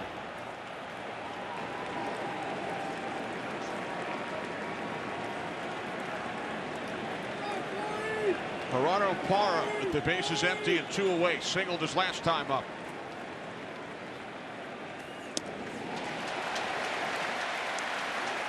It's a collection of power arms that come after you, one after the other, and with balance too. Nice to have a left-handed power arm to break up all these righties. And Craig Counsell's got plenty of options. Can look up and down the lineup and bring in Hader when necessary.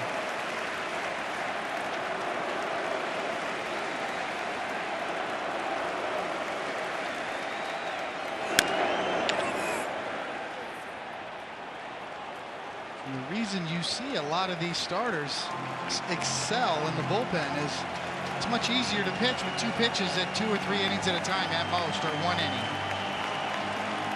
Brian Cashman, the general manager of the New York Yankees, talks about failed starters excelling as relievers, and not that it's easy to be a reliever, it's a whole different mindset.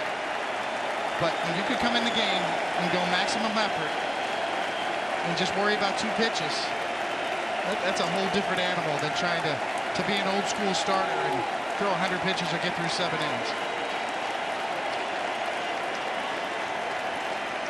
The 0-2 from Knebel.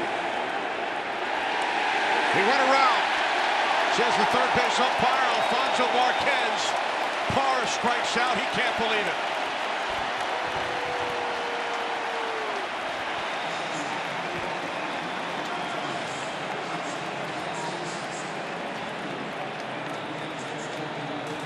Middle of the 6th in Milwaukee. 1-run game.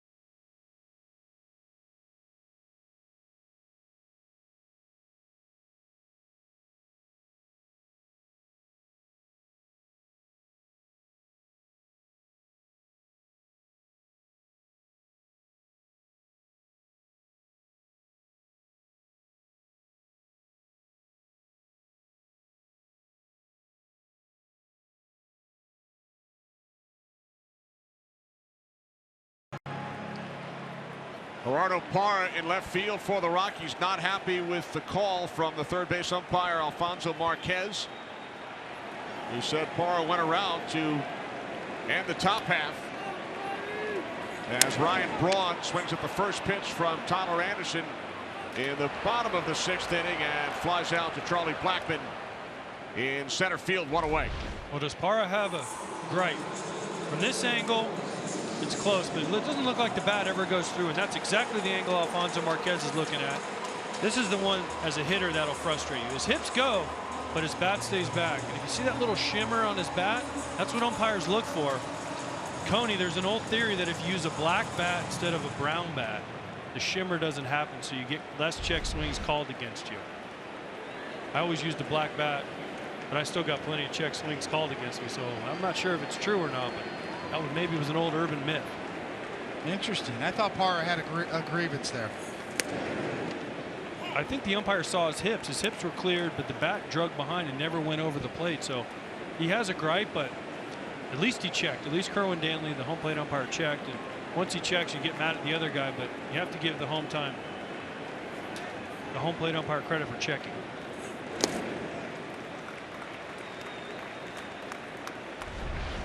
That's how quick you have to be as an umpire.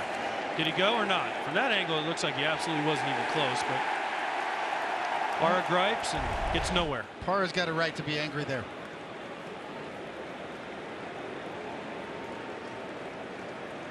The last pitch, the first ball Aguilar has taken today, struck out on 3 pitches twice. 1-2.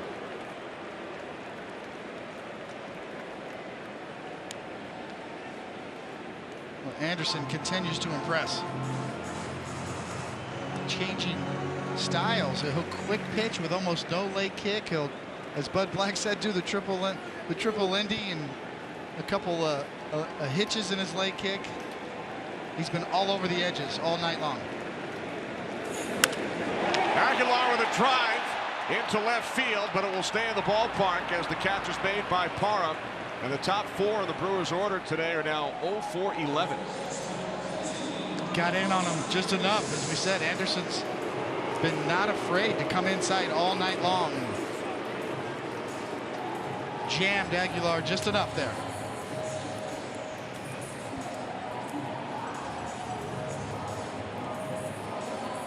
'83 pitches with 2 outs in the 6th inning. He went 7 2/3 at his last start Sunday, did not allow a run. Here's Mike Moustakas, who has scored the only run in this game. He doubled in the 4th and then was driven home by Perez, who doubled. Right field on the warning track into the glove of Gonzalez to end the inning. Through 6 in Milwaukee, game 2, Brewers lead by a run.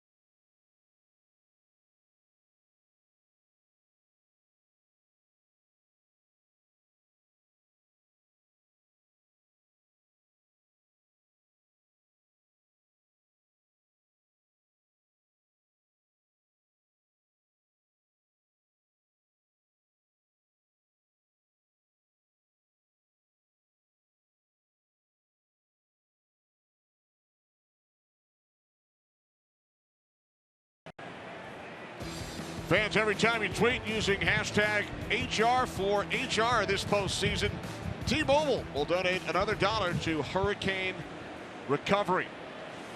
Joakim Soria into pitch here in the 7th for the Brewers, facing Ian Desmond. Soria retired the Rockies in order in the top of the 10th yesterday and picked up the victory in game 1. He retired Desmond on a line out to third.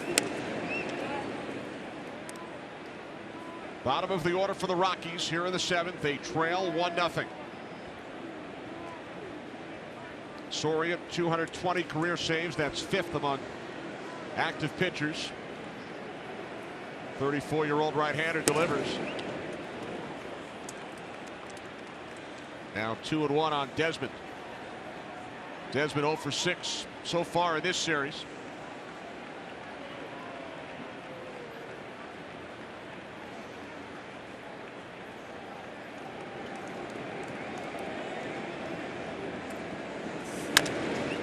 The chopper just in front of second, and Desmond beats the throw.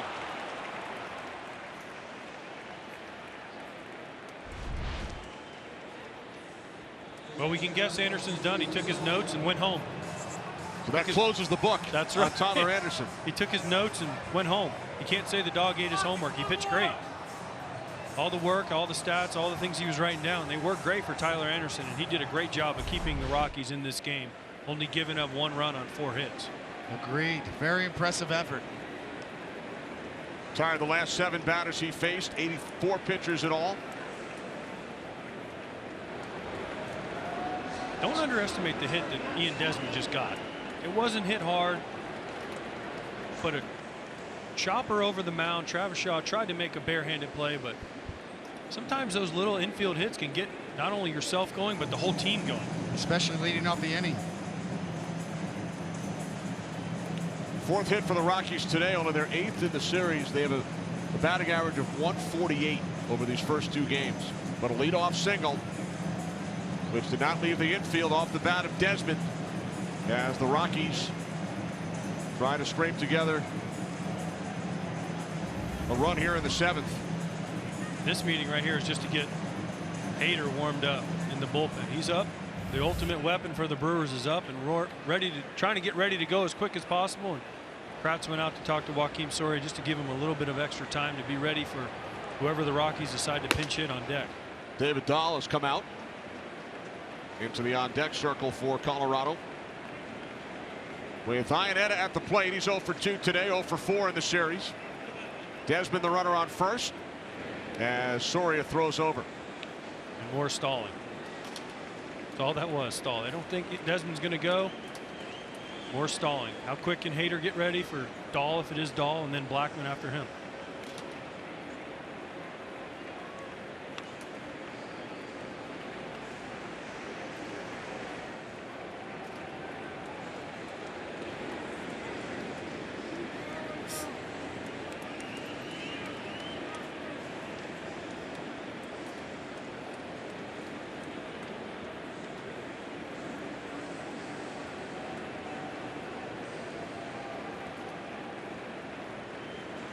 Here's Dahl on deck. Iannetta at the plate. Now back to the screen, 0-1.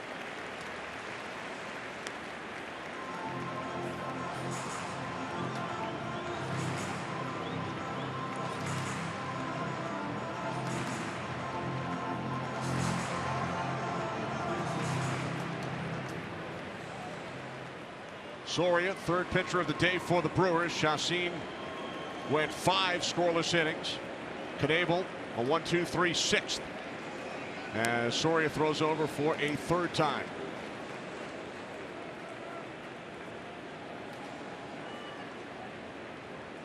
See all of these stall tactics, AJ, that you pointed out, dead on. Sometimes you can break the concentration of Soria. That first pitch he threw was 90 right down the middle. Iannetta had a good swing at it. Still got to get this guy out before Hader gets in the game for the next batter. Here comes another throw over. Now some of this might also be because maybe Iannetta, they might be thinking a bunt with only a 1-run lead, but the Rockies I think with Chris Iannetta, they're going to be bunting. They're looking for him to run into one and make this game 2-1 real quick. So had a good swing at that first pitch.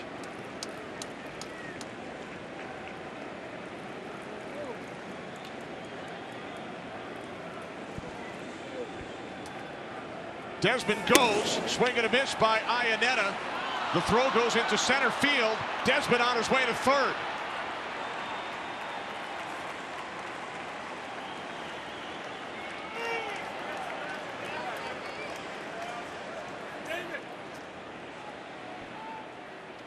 maybe the Brewers were onto something with all the throwovers. Maybe they weren't stall tactics. Ian Desmond, this is a hit and run.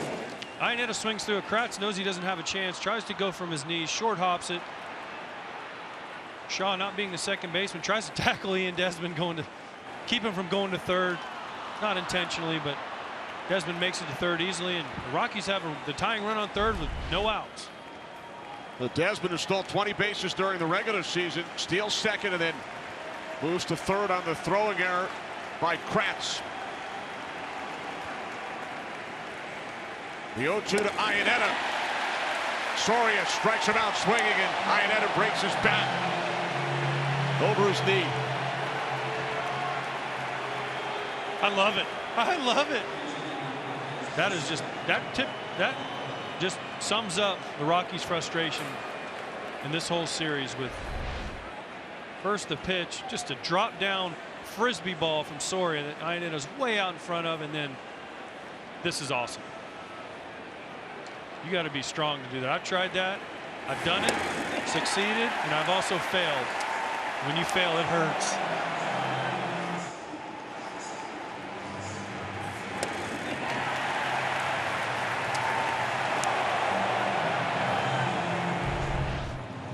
So Iannetta strikes out, puts the captain gear back on, and Dahl has been called back. Rockies send out Matt Holliday to bat for Tyler Anderson.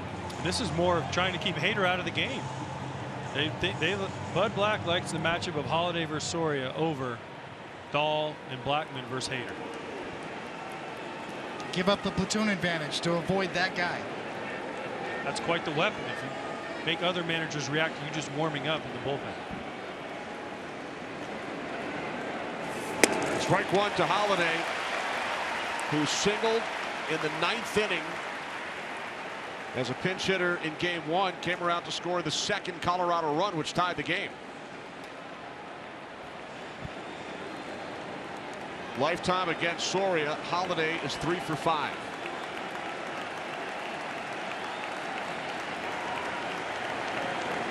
Infield in, strike 2.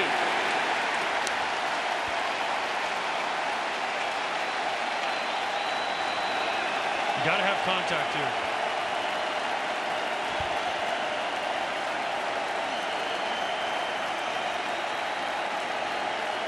Three infielders to the left side. The shift against the veteran Matt Holliday. One out, top of the 7th inning. Holliday strikes out on 3 pitches, 2 away.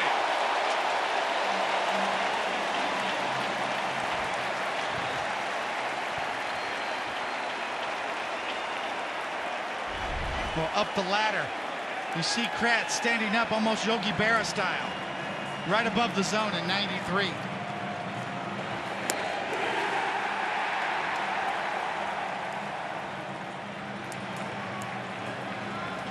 So Soria strikes out Iannetta and Holliday. And now Craig Counsell calls for the left-hander to face Charlie Blackmon. Lefty against lefty. Here comes Josh Hader from the Brewers pen.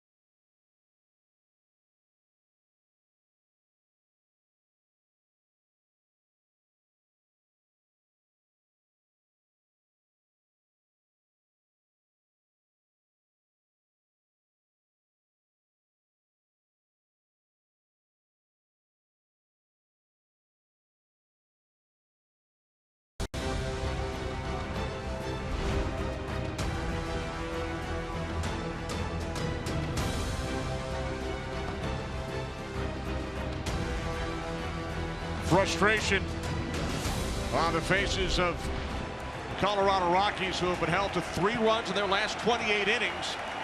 Yet they won the wild card game. They were tied in extra innings in game 1. And the potential tying run is at third base here as Josh Hader comes out of the Brewers' pen to face Charlie Blackmon. Lefty against lefty as Desmond heads back to third.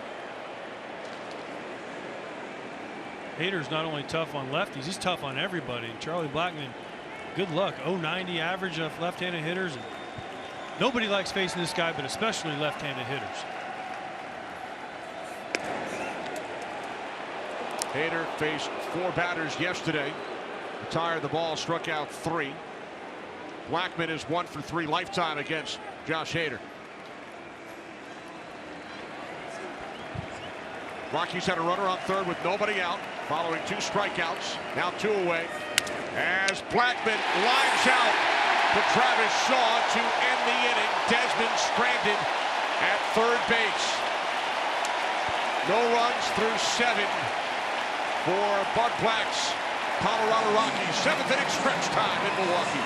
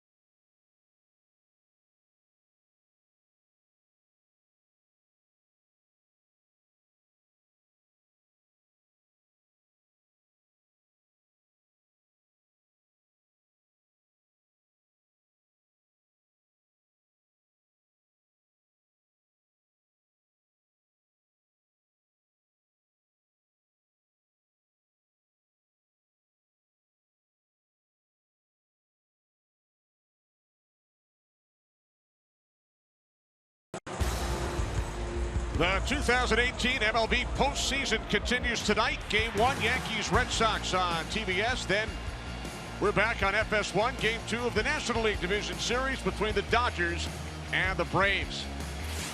Here in Milwaukee, bottom of the 7th inning, Scott Oberg out of the Rockies' pen to face Hernan Perez, who drove in the game's only run with a double to left center back in the 4th inning, scoring Mike Moustakas. Oberg pitched to one batter yesterday, Manny Pena, grounded out in the 8th inning. And Perez gets the bat on this one, into the gap, in left center. Second double of the game for Perez.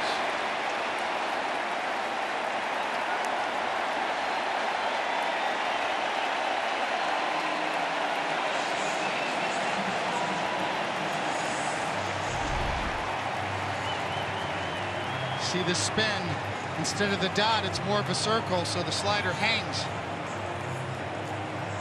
And a short hop right to the edge of the grass, off the yellow line and up and over.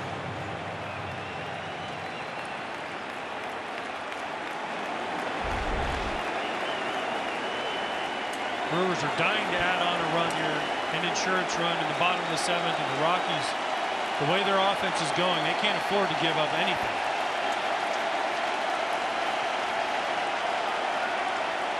Travis Shaw has singled and walked today. Takes ball 1.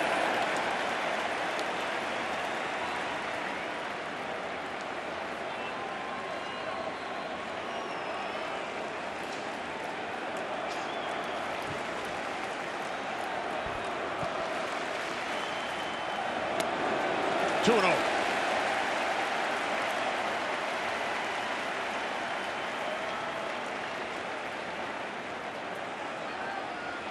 Perez 9 steals of third base, including one earlier today, most in all of baseball.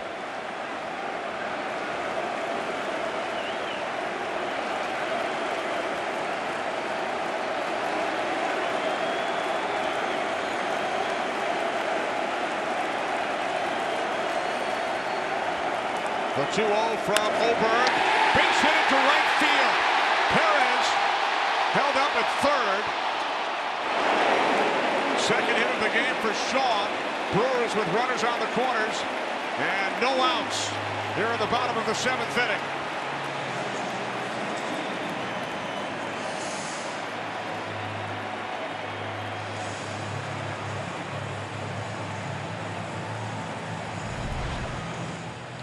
Bullet off the bat of Travis Shaw. Carlos Gonzalez on the right does a great job getting to it quickly. Dale Cedar, the third base coach, throws up his hands quickly, has to stop him with no outs. And we have the situation that was happened earlier in the game. Kratz up first and third. They're not going to try the double steal trick this time, Coney. They could be in line for a safety squeeze, push the ball to the first baseman. Kratz needs to make contact here, preferably contact to the outfield to drive in this second run for the Milwaukee Brewers.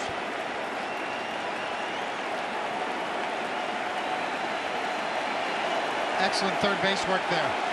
Third base coach did a great job of waiting and waiting and throwing up the stop sign at the last minute. Eric Kratz, strike 1. Ed Cedar did a great job. He came down the line in order to give Perez a longer view of him and also the throw. If the throw was offline, he could have kept winning, but Ed Cedar came down the line and threw up his stop sign late, and Perez did a great job of seeing it and getting back. A thankless job, the third base coach job. You only notice him when the guy gets thrown out at home, but that was excellent work right there. High and tight. Kratz hits the dirt.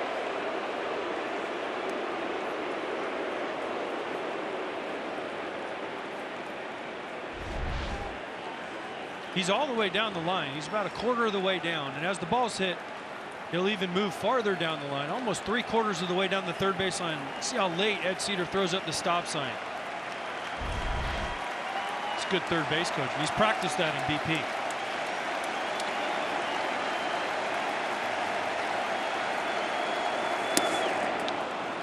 Curtis Granderson in the on-deck circle with the pitcher spot due up.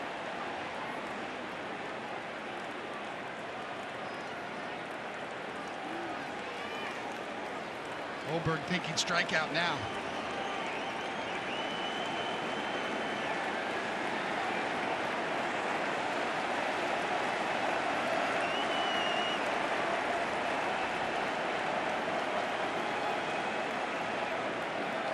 .96-mile-an-hour heater right on by, up the ladder on the previous pitch. He also has an excellent slider to go to. Anderson, the starter, went 6, allowed 1 run. The 1-2 from Oberg. Kratz fouls it off down the right field line.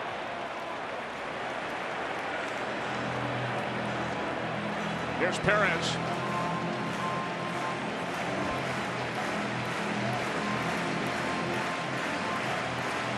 Put off the inning with a double.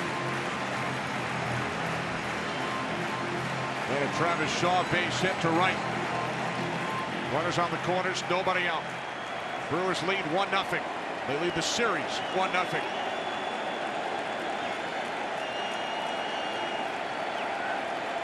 The 1-2 from Oberg, fastball missing high, 2 balls, 2 strikes.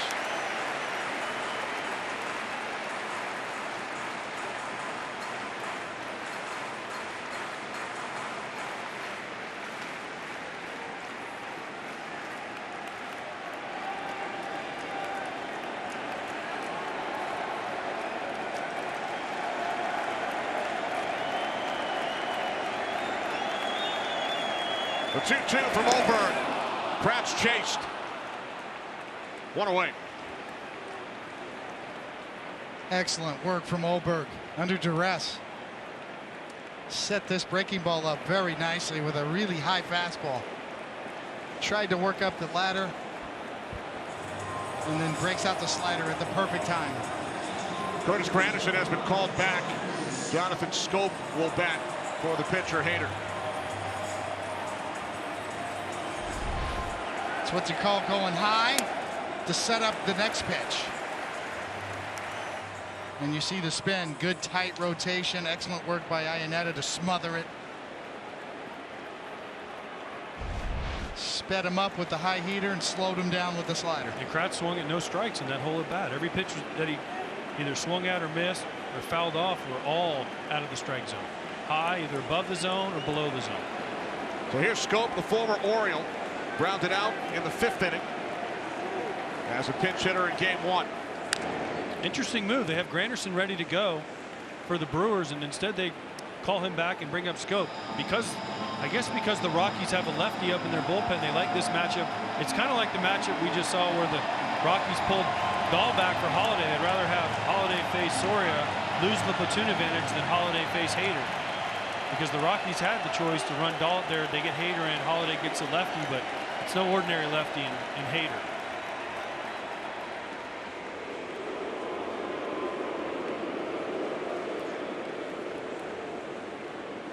Strikeout also changes the defense. When Kratz was out, the middle infield was kind of halfway. Now they can back up and play for a double play. It gives them more range, knock balls down, possibly turn a double play. That was a big out for Oberg to get Kratz. The 0-1, Schoop fouls it off back behind third, 0-2.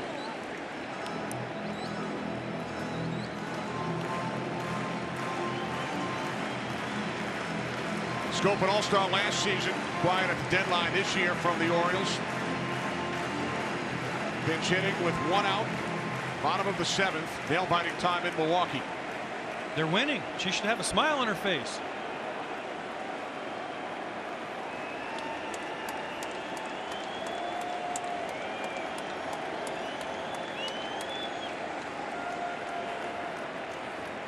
The 0-2 from Oberg, fouled back to the screen.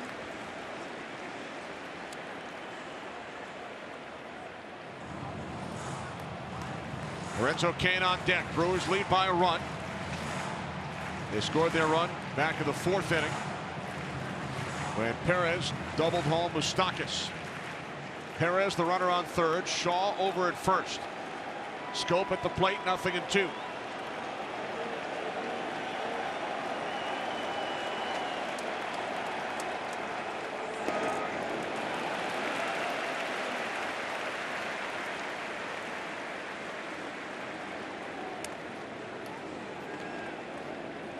Scope has always been a really good fastball hitter, especially middle in. Excellent 0-2 pitch there from Oberg.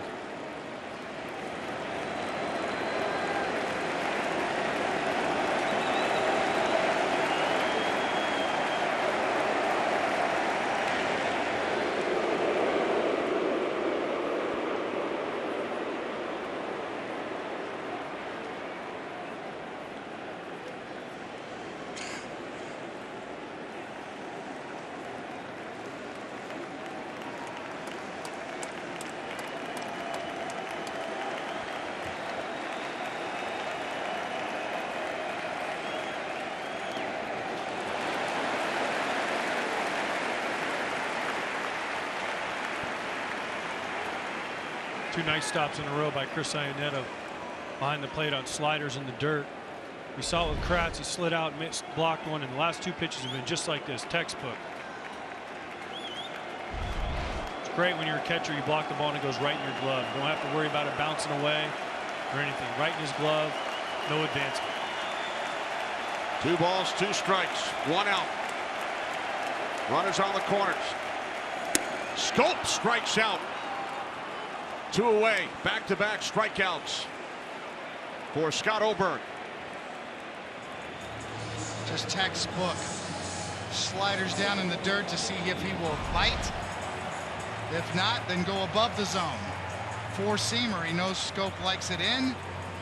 This is what you call pitching bad to somebody's strength. You like the ball in, middle in, let me, here, hit this one, up and in, out of the zone. Great chart there. Oberg utilizing all of his weapons.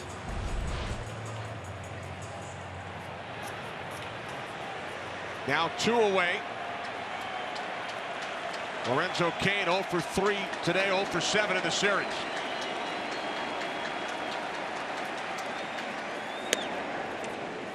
Strike 1, says first base umpire Ted Barrett, the crew chief.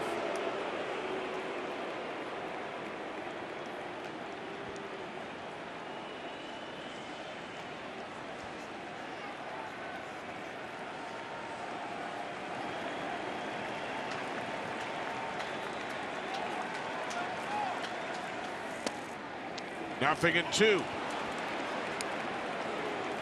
Momentum shifter potentially right here for the Rockies. Sometimes a pitcher can do it, pitching out of a jam, and similar theme as to yesterday's game where the Milwaukee missed opportunities to add on to a lead, and the Rockies had a chance and did come back to tie late. Well, both these teams have had plenty of opportunities today, the Rockies and the Brewers, and no one seems to be able to get that big hit. Both teams this inning have had runners on third with no outs. And so far, in the top of the 7th, so far in the bottom of the 7th, neither team has been able to capitalize and drive that run in.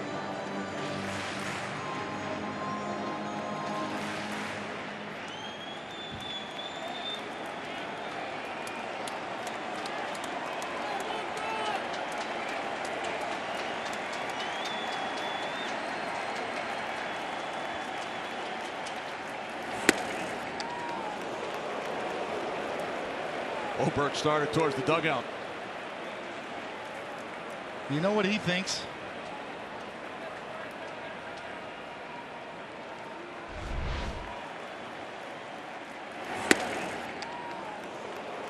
No Fox box needed on that one. That ball's outside. Good call by Kerwin Danley. Oberg disagrees, but here comes another fastball. Let's see if Locaine can be on time and get the barrel to it. Here's the 1-2 from Oberg, fouled back.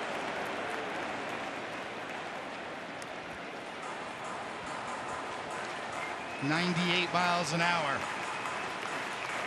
We've seen several of these relief pitchers that are throwing harder than ever, reaching their maximum effort here in the postseason. Hader has thrown his fastest pitches over his last couple of games. Oberg reaching back for everything he has, and maybe setting up a slider here.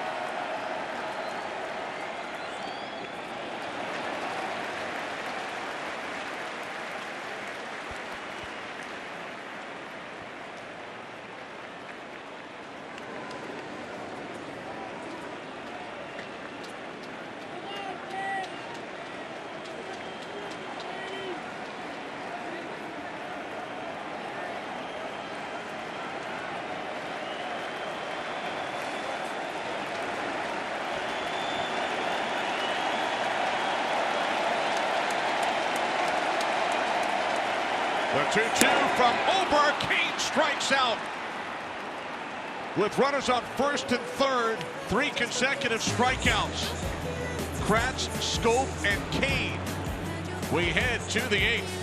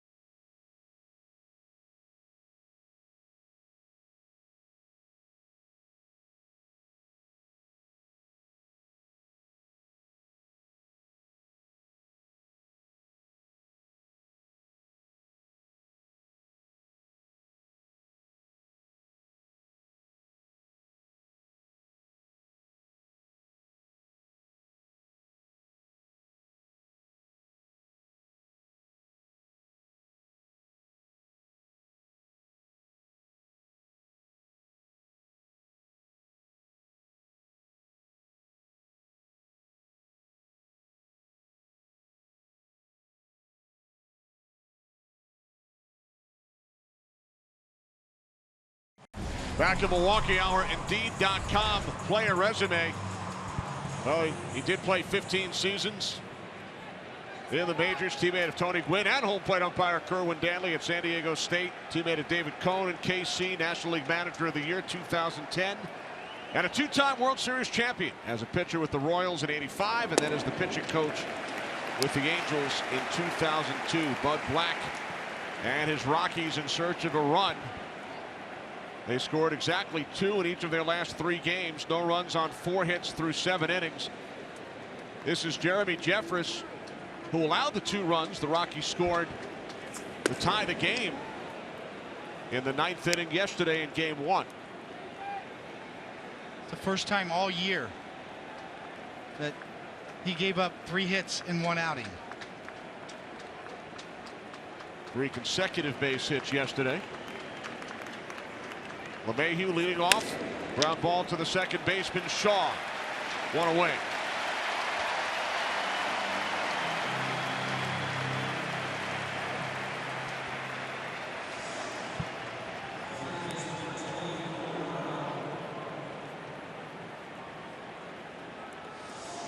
So now Arenado steps in and we check in with JP.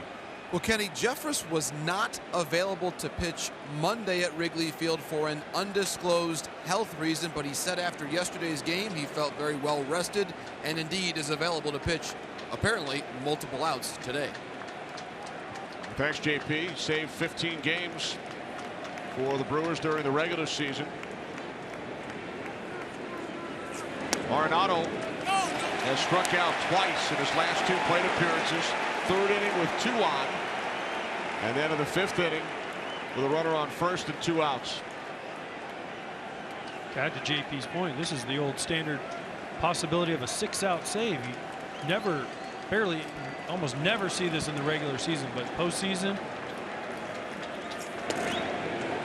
anything is a viable option. 6 out saves, 5 out saves, whatever it takes to get 5 more outs for the Brewers and not allow the Rockies to score 1 run. Brewers have already used Knebel, Soria, Heater out of the pen.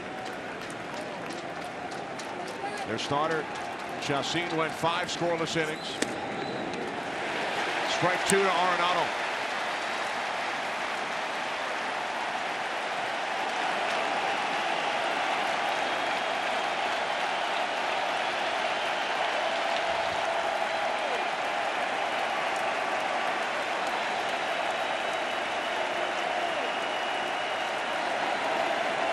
The 1-2 from Jeffress. And a base hit into left field past the diving Moustakas. Second hit of the game for Arenado.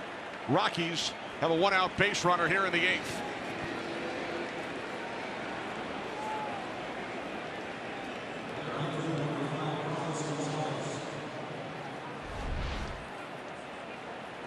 See the splitter, that's the pitch that's kind of separated him this year, trying to go down and in. Arenado fighting for his life, cuts it off, finds the hole.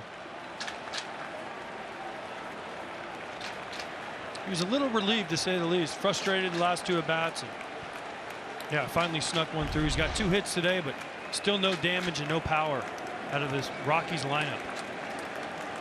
So here's Carlos Gonzalez with a runner on first, 1 out. It's manager Bud Black telling us before the game he's still dangerous, still a presence at the plate. Now in his 11th major league season. Only Todd Helton has played more games in a Rockies uniform than Carlos Gonzalez.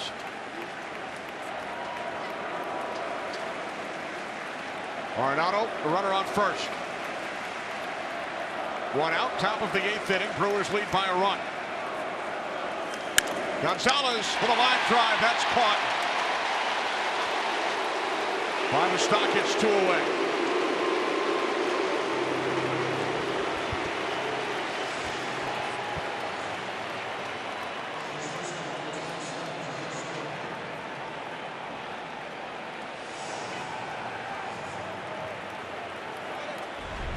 Laser beam off the bat of Cargo right at Moustakas. Thinks about going to first. Arenado does great base running, but Cargo frustrated, like many of the Rockies. Can't believe he hit the ball right at him. Didn't even have to move. Great base running by Arenado to get back and not get doubled up. There's only one guy on the left side of the infield, and he found him. Trevor Story 0 for 7 in the series. Now 3 infielders on the left side of second base. Talk about the frustrations. Rockies are now batting .150 in this series. 9 hits in 60 at bats. They've scored only 2 runs.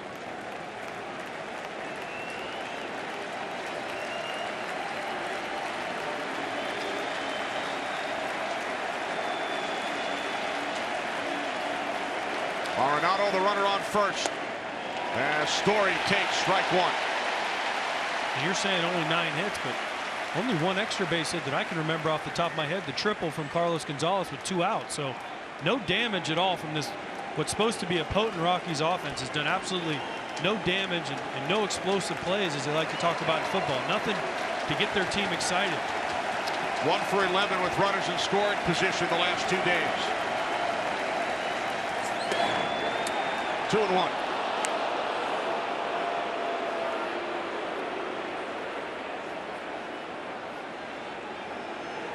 Kratz's reaction will tell you everything you need to know. He thinks that's a strike definitely, and he can't believe it. Jeffers really wanted that pitch. That ball's just off, though. But has been called tonight on occasion.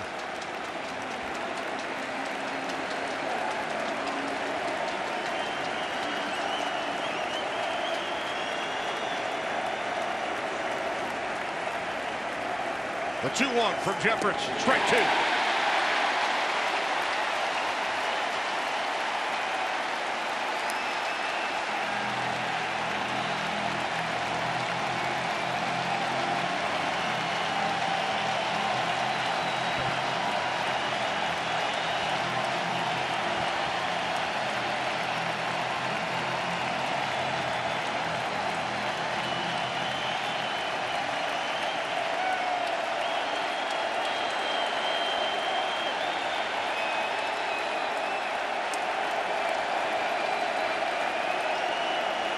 The 2-2.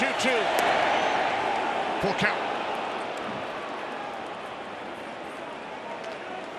Huge pitch in this game. They've had a lot of success against Trevor Story throwing a breaking ball. So 3-2, lefty on deck.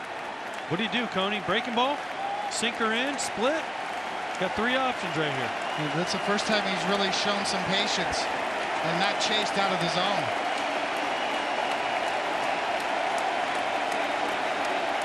Two is usually a split. Payoff pitch. Story strikes out to end the inning. Brewers pitching the story of this series. Middle of the 8th in Milwaukee.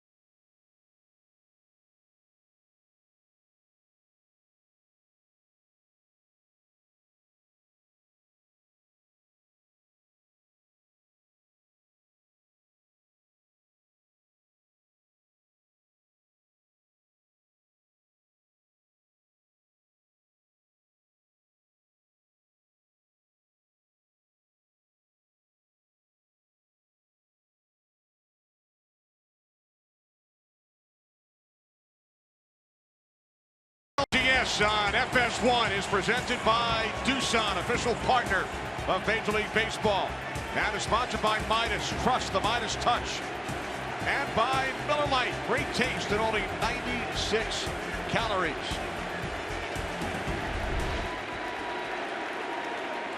Harrison Musgrave, third pitcher of the game for Colorado, facing Christian Yelich, who is 0 for 2 with a walk today.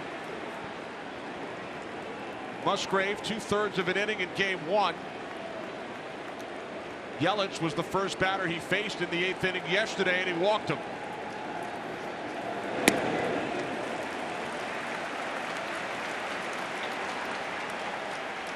Dahl has entered the game in right field, double switch.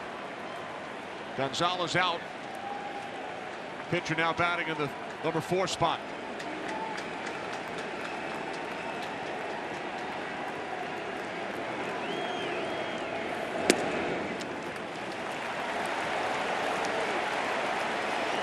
Much like yesterday, Christian Yelich led off and got on base every time he led off yesterday. Hits and walks and faced lefties and got on base both times off their left-handed relievers of the Rockies. And here he is with a 3-0 count on Musgrave again.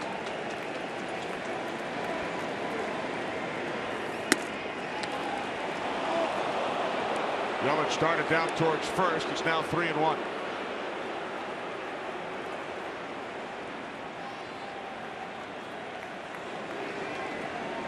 Looking ahead, Rockies will have Parra, Desmond, and Iannetta, 6, 7, 8 in their batting order, due up in the top of the 9th inning. Leadoff walk, just as Yelich drew for Musgrave, leading off the 8th inning yesterday. Here comes Bud Black. He will make a pitching change, so Musgrave faces only one batter, and he walks Yelich, leading off the inning.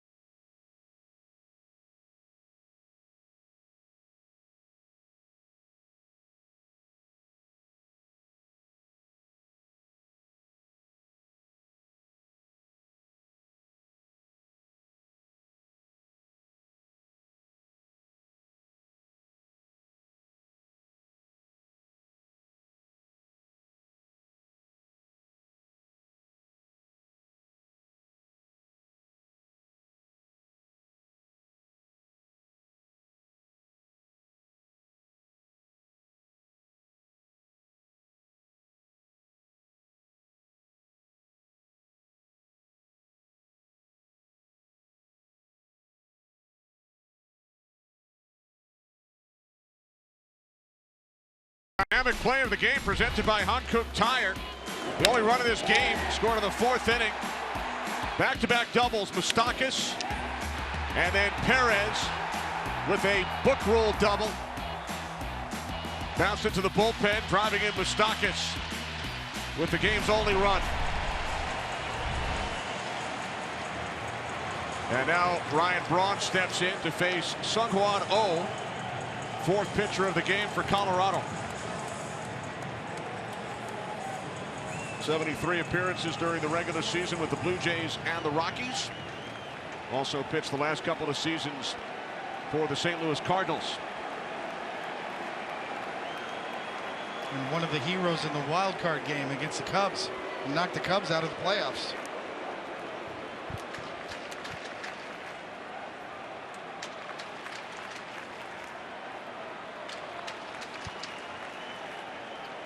O pitched an inning and 2/3 in that game at Wrigley.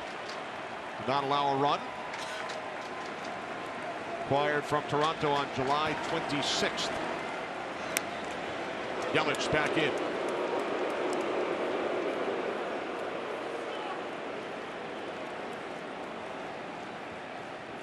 Leadoff walk to Yelich by Musgrave, the only batter he faced. 1-0 Brewers, looking to take a 2-0 lead in the series. Game 3 of this best-of-5 in Denver on Sunday. Strike 1 to Ryan Braun, who is 0 for 3 today, 2 for 8 in this series.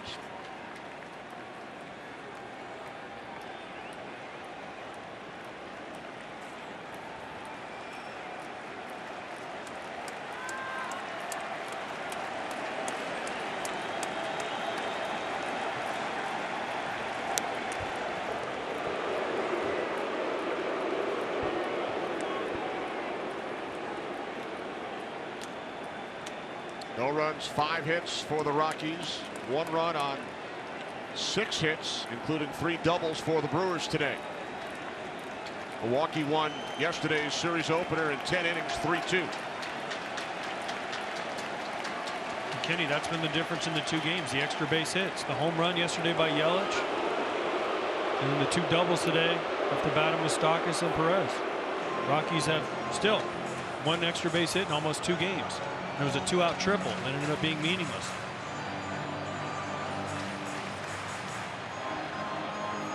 The Rockies team, which finished in the top 3 in batting average, runs, hits, home runs during the regular season. Not score over the first 8 innings yesterday, and they have not scored over the first 8 innings today. The 0-1 to Braun, bounce foul back behind third. And I love those shots we just showed of the Rockies' left side of their infield, shaking their heads down, frustrated, just frustration all over their faces and in their body language because of the lack of offense. People can say, oh, they look flat, they have no energy. It's really hard to have a lot of energy when you're not getting any hits and you're not scoring any runs. Still just 1 run down here.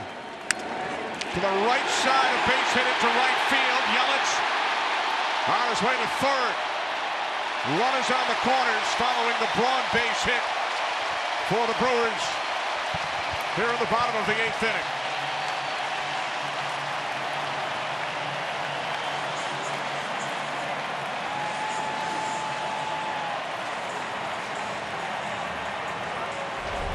O's best pitch is a slider, and Braun does a good job of just reaching out, making contact, finding the hole. And Yelich can do it all.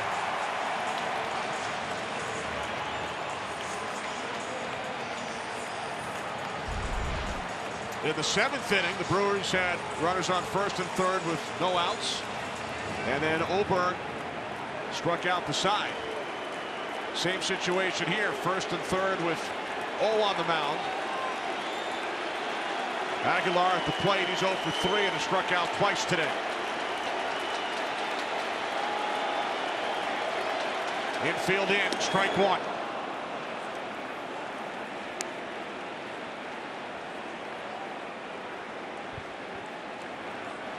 Tough positioning here for Story and LeMahieu in the middle of the infield. They're kind of halfway. They have to stop Christian Yelich from scoring, but if they stop him, because Aguilar doesn't run that well, they're still talking about the possibility of turning a double play if the ball is hit directly at him.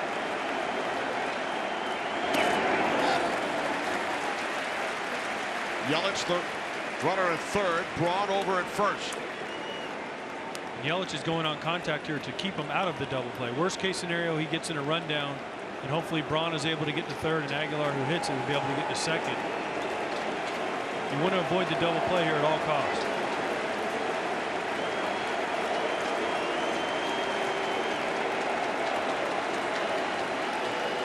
A 1-1 from O. Aguilar fouls it back, now 1-2.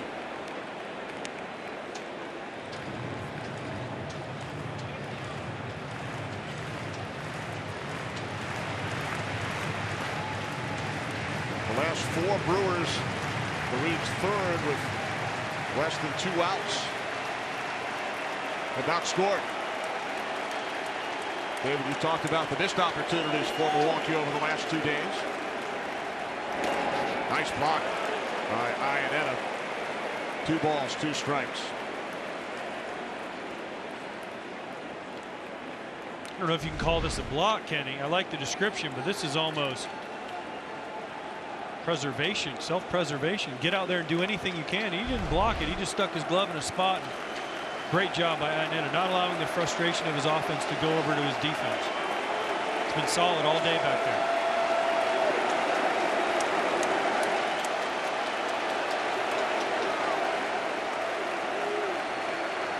And now the 2-2.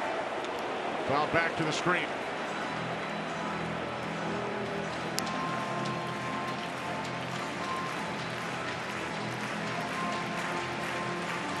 Mustakas on deck. Nobody out. Bottom of the 8th.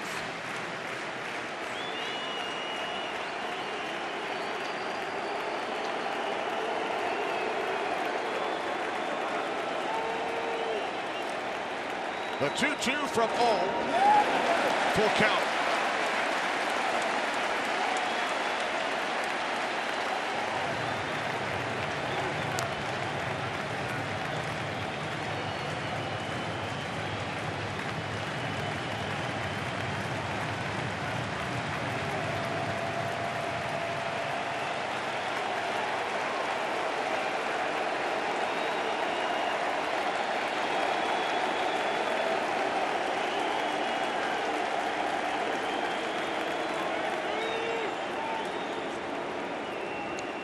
Oh, a legend in Korean baseball. 36 years old, even though he only has 3 years in the big leagues over here. Got a lot of experience. Some great nicknames, too. The Final Boss, the Stone Buddha. Broke in with the Cardinals a couple years back, where it was dynamite. He revived himself this year. Done a great job for the Rockies. The payoff pitch misses high and inside, ball 4 from the Final Boss to Aguilar. The bases are loaded with no outs. And I know it's easy to second guess pitch calling sitting up here in the booth, but a 3-2 slow curveball with a lefty Moustakas who won the game for him yesterday on deck and no outs. His best pitch is a slider. So it's surprising that he almost went with an eephus kind of 69-mile-an-hour curveball instead of his best pitch, which is the hard slider, or even trying to run a fastball up. Surprising pitch calling. I understand that they know O better than I do, but just an interesting pitch decision there. And he shook to get to that pitch.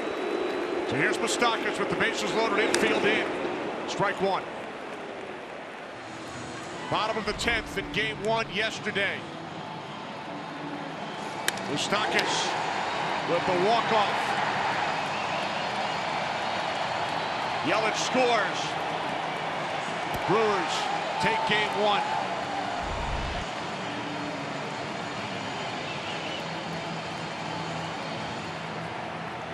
On an 0-2 count, first walk-off hit in the postseason since. AJ, you were there, a part of it. And Bud Black and I discussed that play today. He asked me about that game with Kelvin Escobar when he threw that pitch that clearly bounced in the dirt, and I stole first, and Joe Creedy drove Pablo Ozuna, the pinch runner, in from second to win the game, and the White Sox didn't lose again in that postseason. Pinch runner Arcia for Aguilar. He's at first base with the bases loaded. 1 ball, 1 strike count to Moustakas.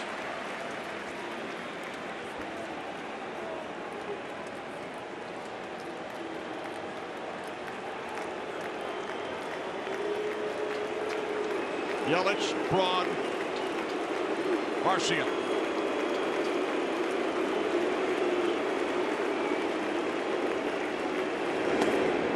Ball 2.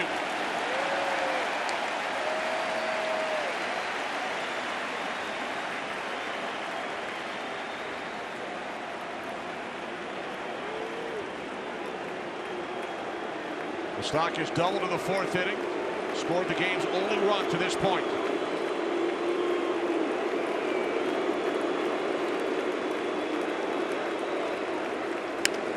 Base hit right field. Yelich scores. Holding at third is Braun. An RBI for Moustakas. Brewers lead 2-0.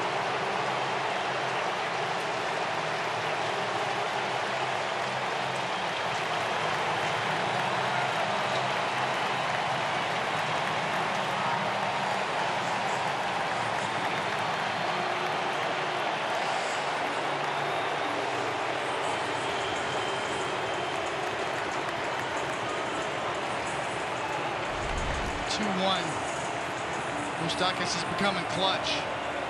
Another fastball right there just cuts him off. Infield in. Hard hit balls get by that much quicker as the Moose chants here get louder. Here's Perez, who has doubled twice. The Brewers have now scored 5 runs in the series. Moustakas has been involved in 3. He's driven in 2 and he's scored a run. I don't think there's anybody With all the postseason experience that Moustakas has with the Royals, winning a World Series, losing a World Series, didn't panic. There's nobody that went up in those situations, except for Mike Moustakas. He's come through twice now. Yesterday, huge walk-off hit, and today, another one. Trying to pump up his teammates. Let's go, let's go. And the way the Rockies' offense has been these first two games, if they get any more than two, it seems like it's insurmountable for the Rockies. Perez with a pair of doubles today. So 4 batters have come to the plate this inning for the Brewers. They have all reached base. Musgrave walked Yelich. Musgrave then replaced by O. Braun single. A walk to Aguilar, and then Moustakas with the run-scoring base hit.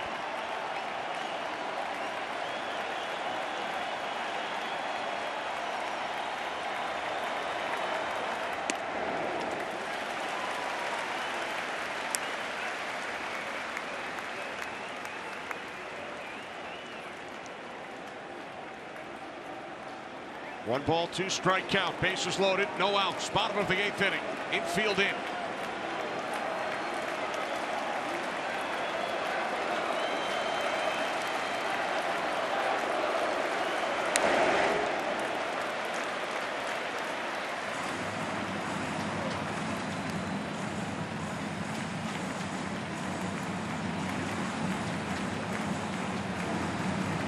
Chris Russin up in the Colorado pen, pitched an inning and a third yesterday.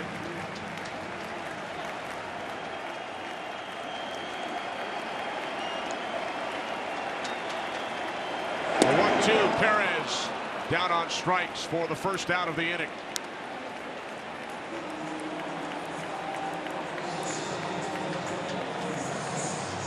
So now Travis Shaw, who has 2 hits today.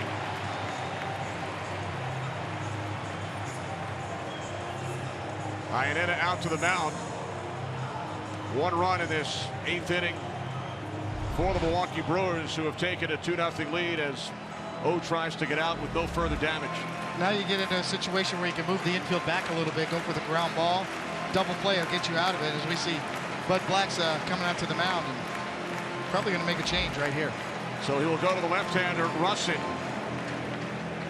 as O exits, with the Brewers now leading the Rockies 2-0, 1 out, bottom of the 8th inning.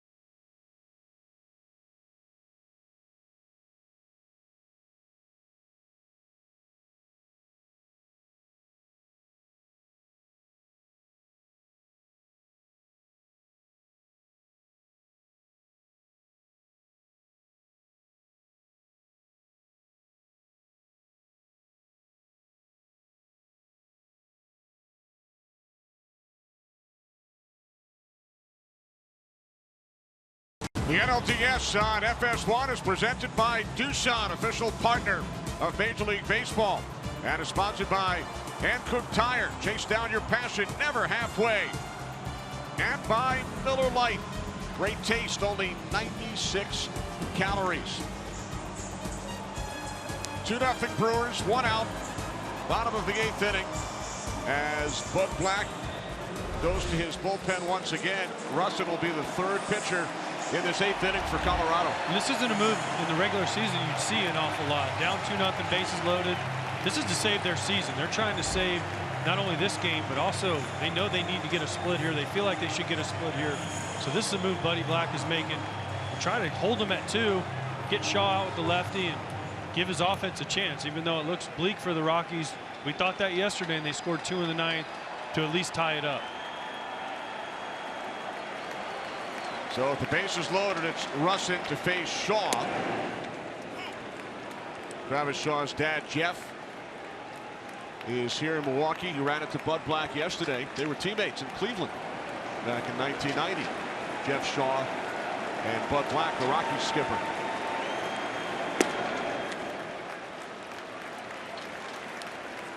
Russin went an inning and a 3rd in yesterday's game.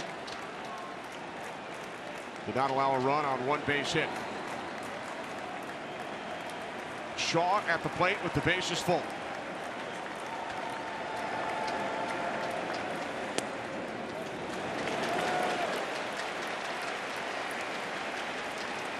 Braun, Arcia, Moustakas, the base runners.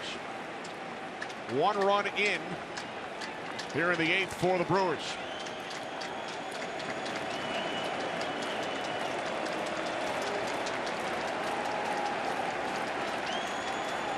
The 2-1 from Russin.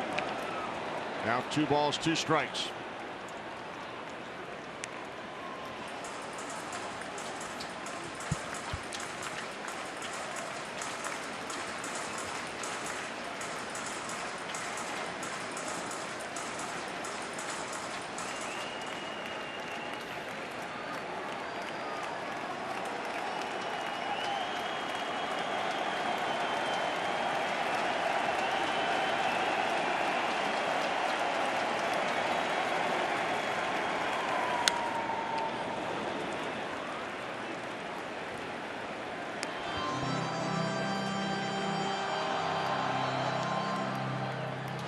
Yelich scored the 2nd Milwaukee run earlier in this inning. Brewers had a 2-0 lead after 8 in game 1. They lead 2-0 in the 8th here in game 2.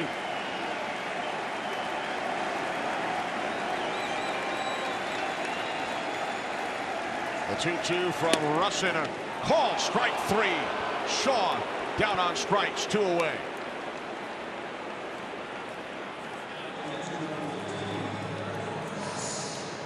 Bud Black was taking more ground ball than strikeout, but Quick pitch. He quick pitched him. Slider locked up Shaw, but he quick pitched him. I don't understand as a hitter how that's not a balk. You're not supposed to be able to change your motion to affect base runners, but you can change your motion to affect hitters. Shaw's going back in the dugout saying, man, he quick pitched me on that hit. He's had a slower, higher leg kick, and then all of a sudden with 2 strikes he goes with this one. And it just completely throws you off as a hitter. I just don't understand. I know the rules are the rules, but how is that not a balk? Or something, it's cheating. David? well, balks are for base runners, not for hitters. Still cheating. So now Kratz with 2 away. And this is interesting. Jeffress is due up next. So should Kratz reach base, that would mean the Brewers would score at least a 3rd run. Broxton has come out into the on-deck circle. And that is Guerra up in the Milwaukee pen.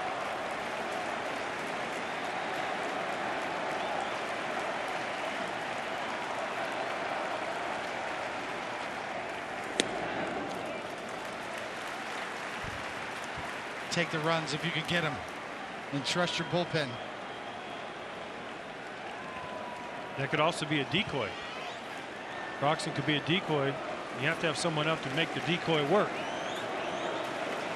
If there was an open base, you could almost guarantee that Bud Black would walk Kratz here automatically to see what they were going to do. But with the bases loaded, they don't have that option. You saw Jeffress in the dugout. Kratz with a bloop, base hit into left field. Bronx scores. Here comes Arcia. It is now 4-0 Milwaukee as Kratz drives in two.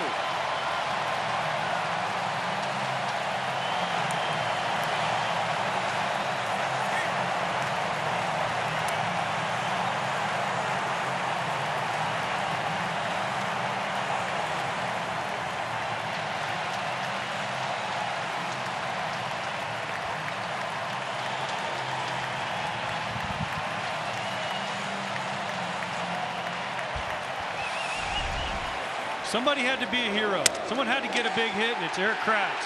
Broken bat goes down a hero. See the emotion on his face. Ed Cedar, after he waves home the second run, he puts his fist up in the air.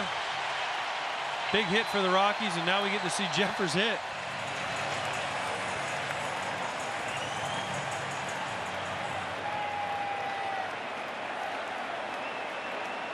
More frustration for Nolan Arenado and the Rockies team in general. Jeffress batting for the first time this season. Only the third at bat of his 9-year Major League career. He will pitch the ninth. Brewers score 3 runs in the bottom of the 8th. Lead game 2, 4-0.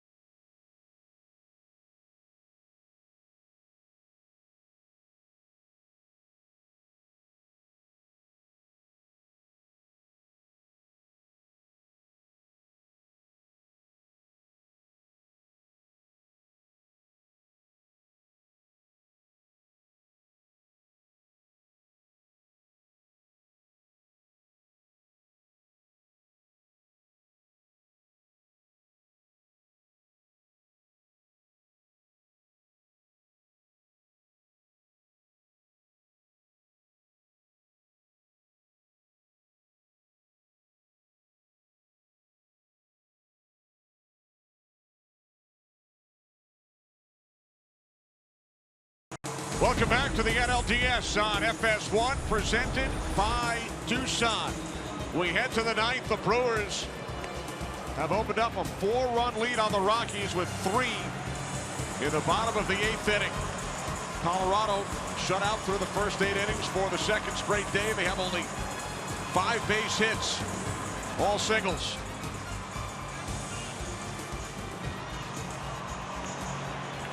So Jeffress will pitch the 9th for Milwaukee. Arcia remains in the game at shortstop. Perez moves to second, and Shaw moves over to first. Parra leads off for Colorado. Rockies have never been shut out in a postseason game. This is the 23rd postseason game in their history.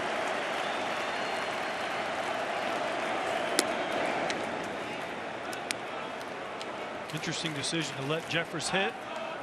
Really long inning, multiple pitching changes for the Rockies on defense. Going for a 6-out save. He has 2 career 6-out saves, but the adrenaline as a pitcher, as you know, David, goes up and down. And when you get that long wait and then he got an at bat, sometimes it leads to some problems. We'll see.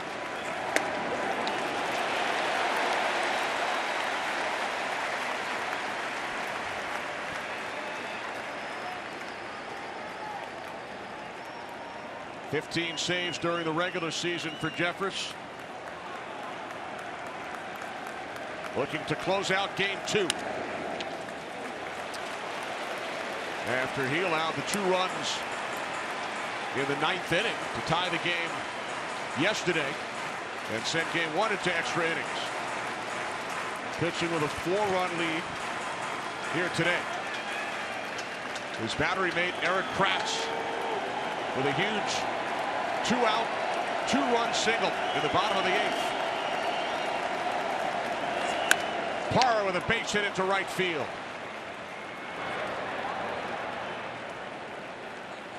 It was Parra who started the rally off Jeffress in the 9th inning yesterday with a leadoff single.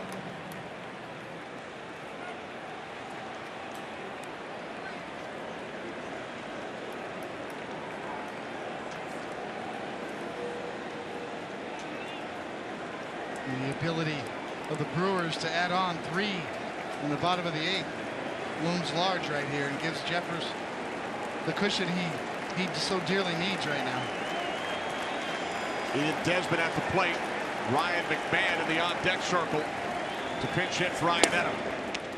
Great job by our entire crew today here in Milwaukee, led by producer Aaron Stoikov, director Jim Lynch, our associate director Jordan Harrison, broadcast associate Sam Younger, technical producer Patrick Karayan, technical director George Mikla. Ben Bulmer crunching the numbers here in the broadcast booth.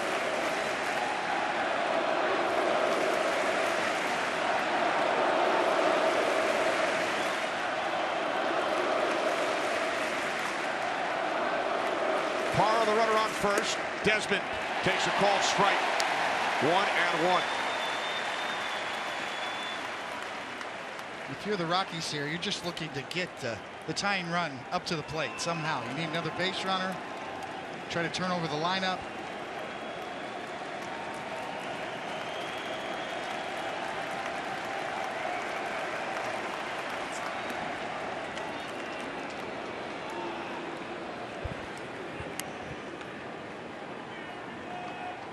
Last pitching change, you did a double switch, so you got Dahl batting in the 9-hole with some pop in his bat. So that's what you're looking at on the Rocky side. Just give us a chance. So after Desmond, pinch hitter McMahon, then Dahl, then the top of the order. Runner on first, Parra. 2-1 from Jeffress. Capturing the inside corner, strike 2.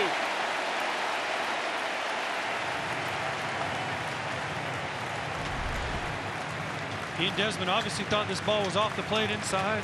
Good job by Kratz to finesse it back in. A splitter from Jeffress right there.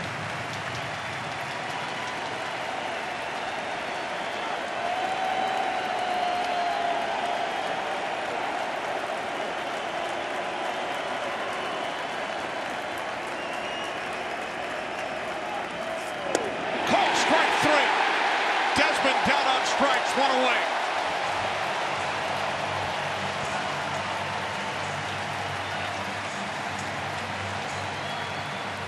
Time now for our Budweiser game summary. In each of their last 3 games, the Rockies held to 2 runs. Only 4 hits yesterday. Today, 6 for 31 at the plate. 8 strikeouts, a combined 178 batting average. Of course, Tuesday was the wild card game. They beat the Cubs in 13 innings to advance to the National League Division Series, but Bud Black searching for some offense. Where can he turn? We talked to him about that before the game. Where does he go? He doesn't have a lot of options. A lot of young guys. One thing they have going for them, if they don't pull this game out somehow, some way, they get to go home back to Coors Field, where we all know the Rockies love to play and they love to hit. They have their 2 guys, Marquez and Freeland, started 3 and 4 for them. 4 if necessary if the Brewers win this one. Ryan McMahon pinch hitting.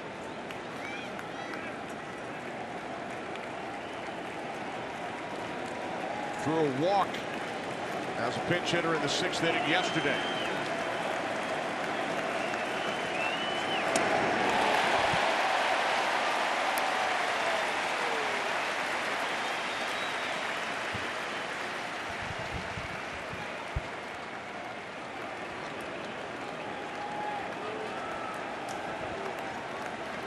Leadoff single off the bat of Parra.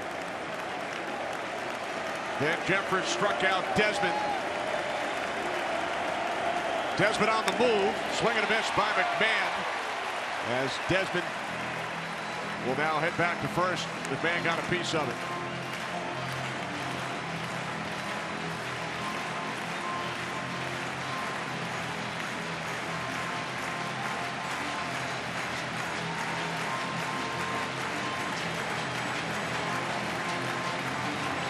Excuse me, it's Parra, of course, back to first base. So now, 1 ball, 2 strike count. There goes Parra. McMahon strikes out. Now 2 away.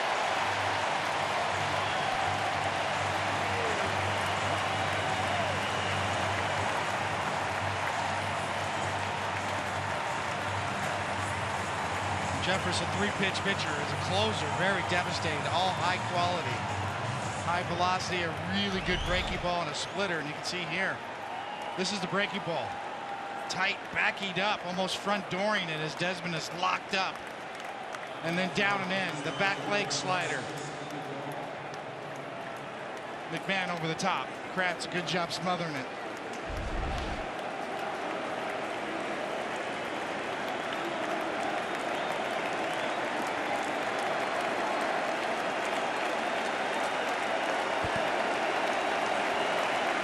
Rockies down to their final out. Dahl at the plate. Ball 1.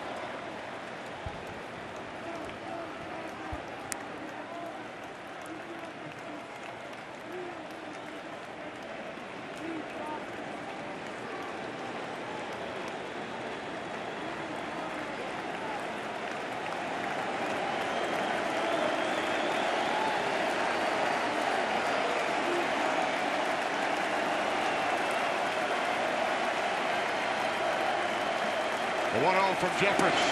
In for a strike. For those of you tuning in for the UFC 229 weigh-in, it's available on FS2 and streaming live on the Fox Sports app.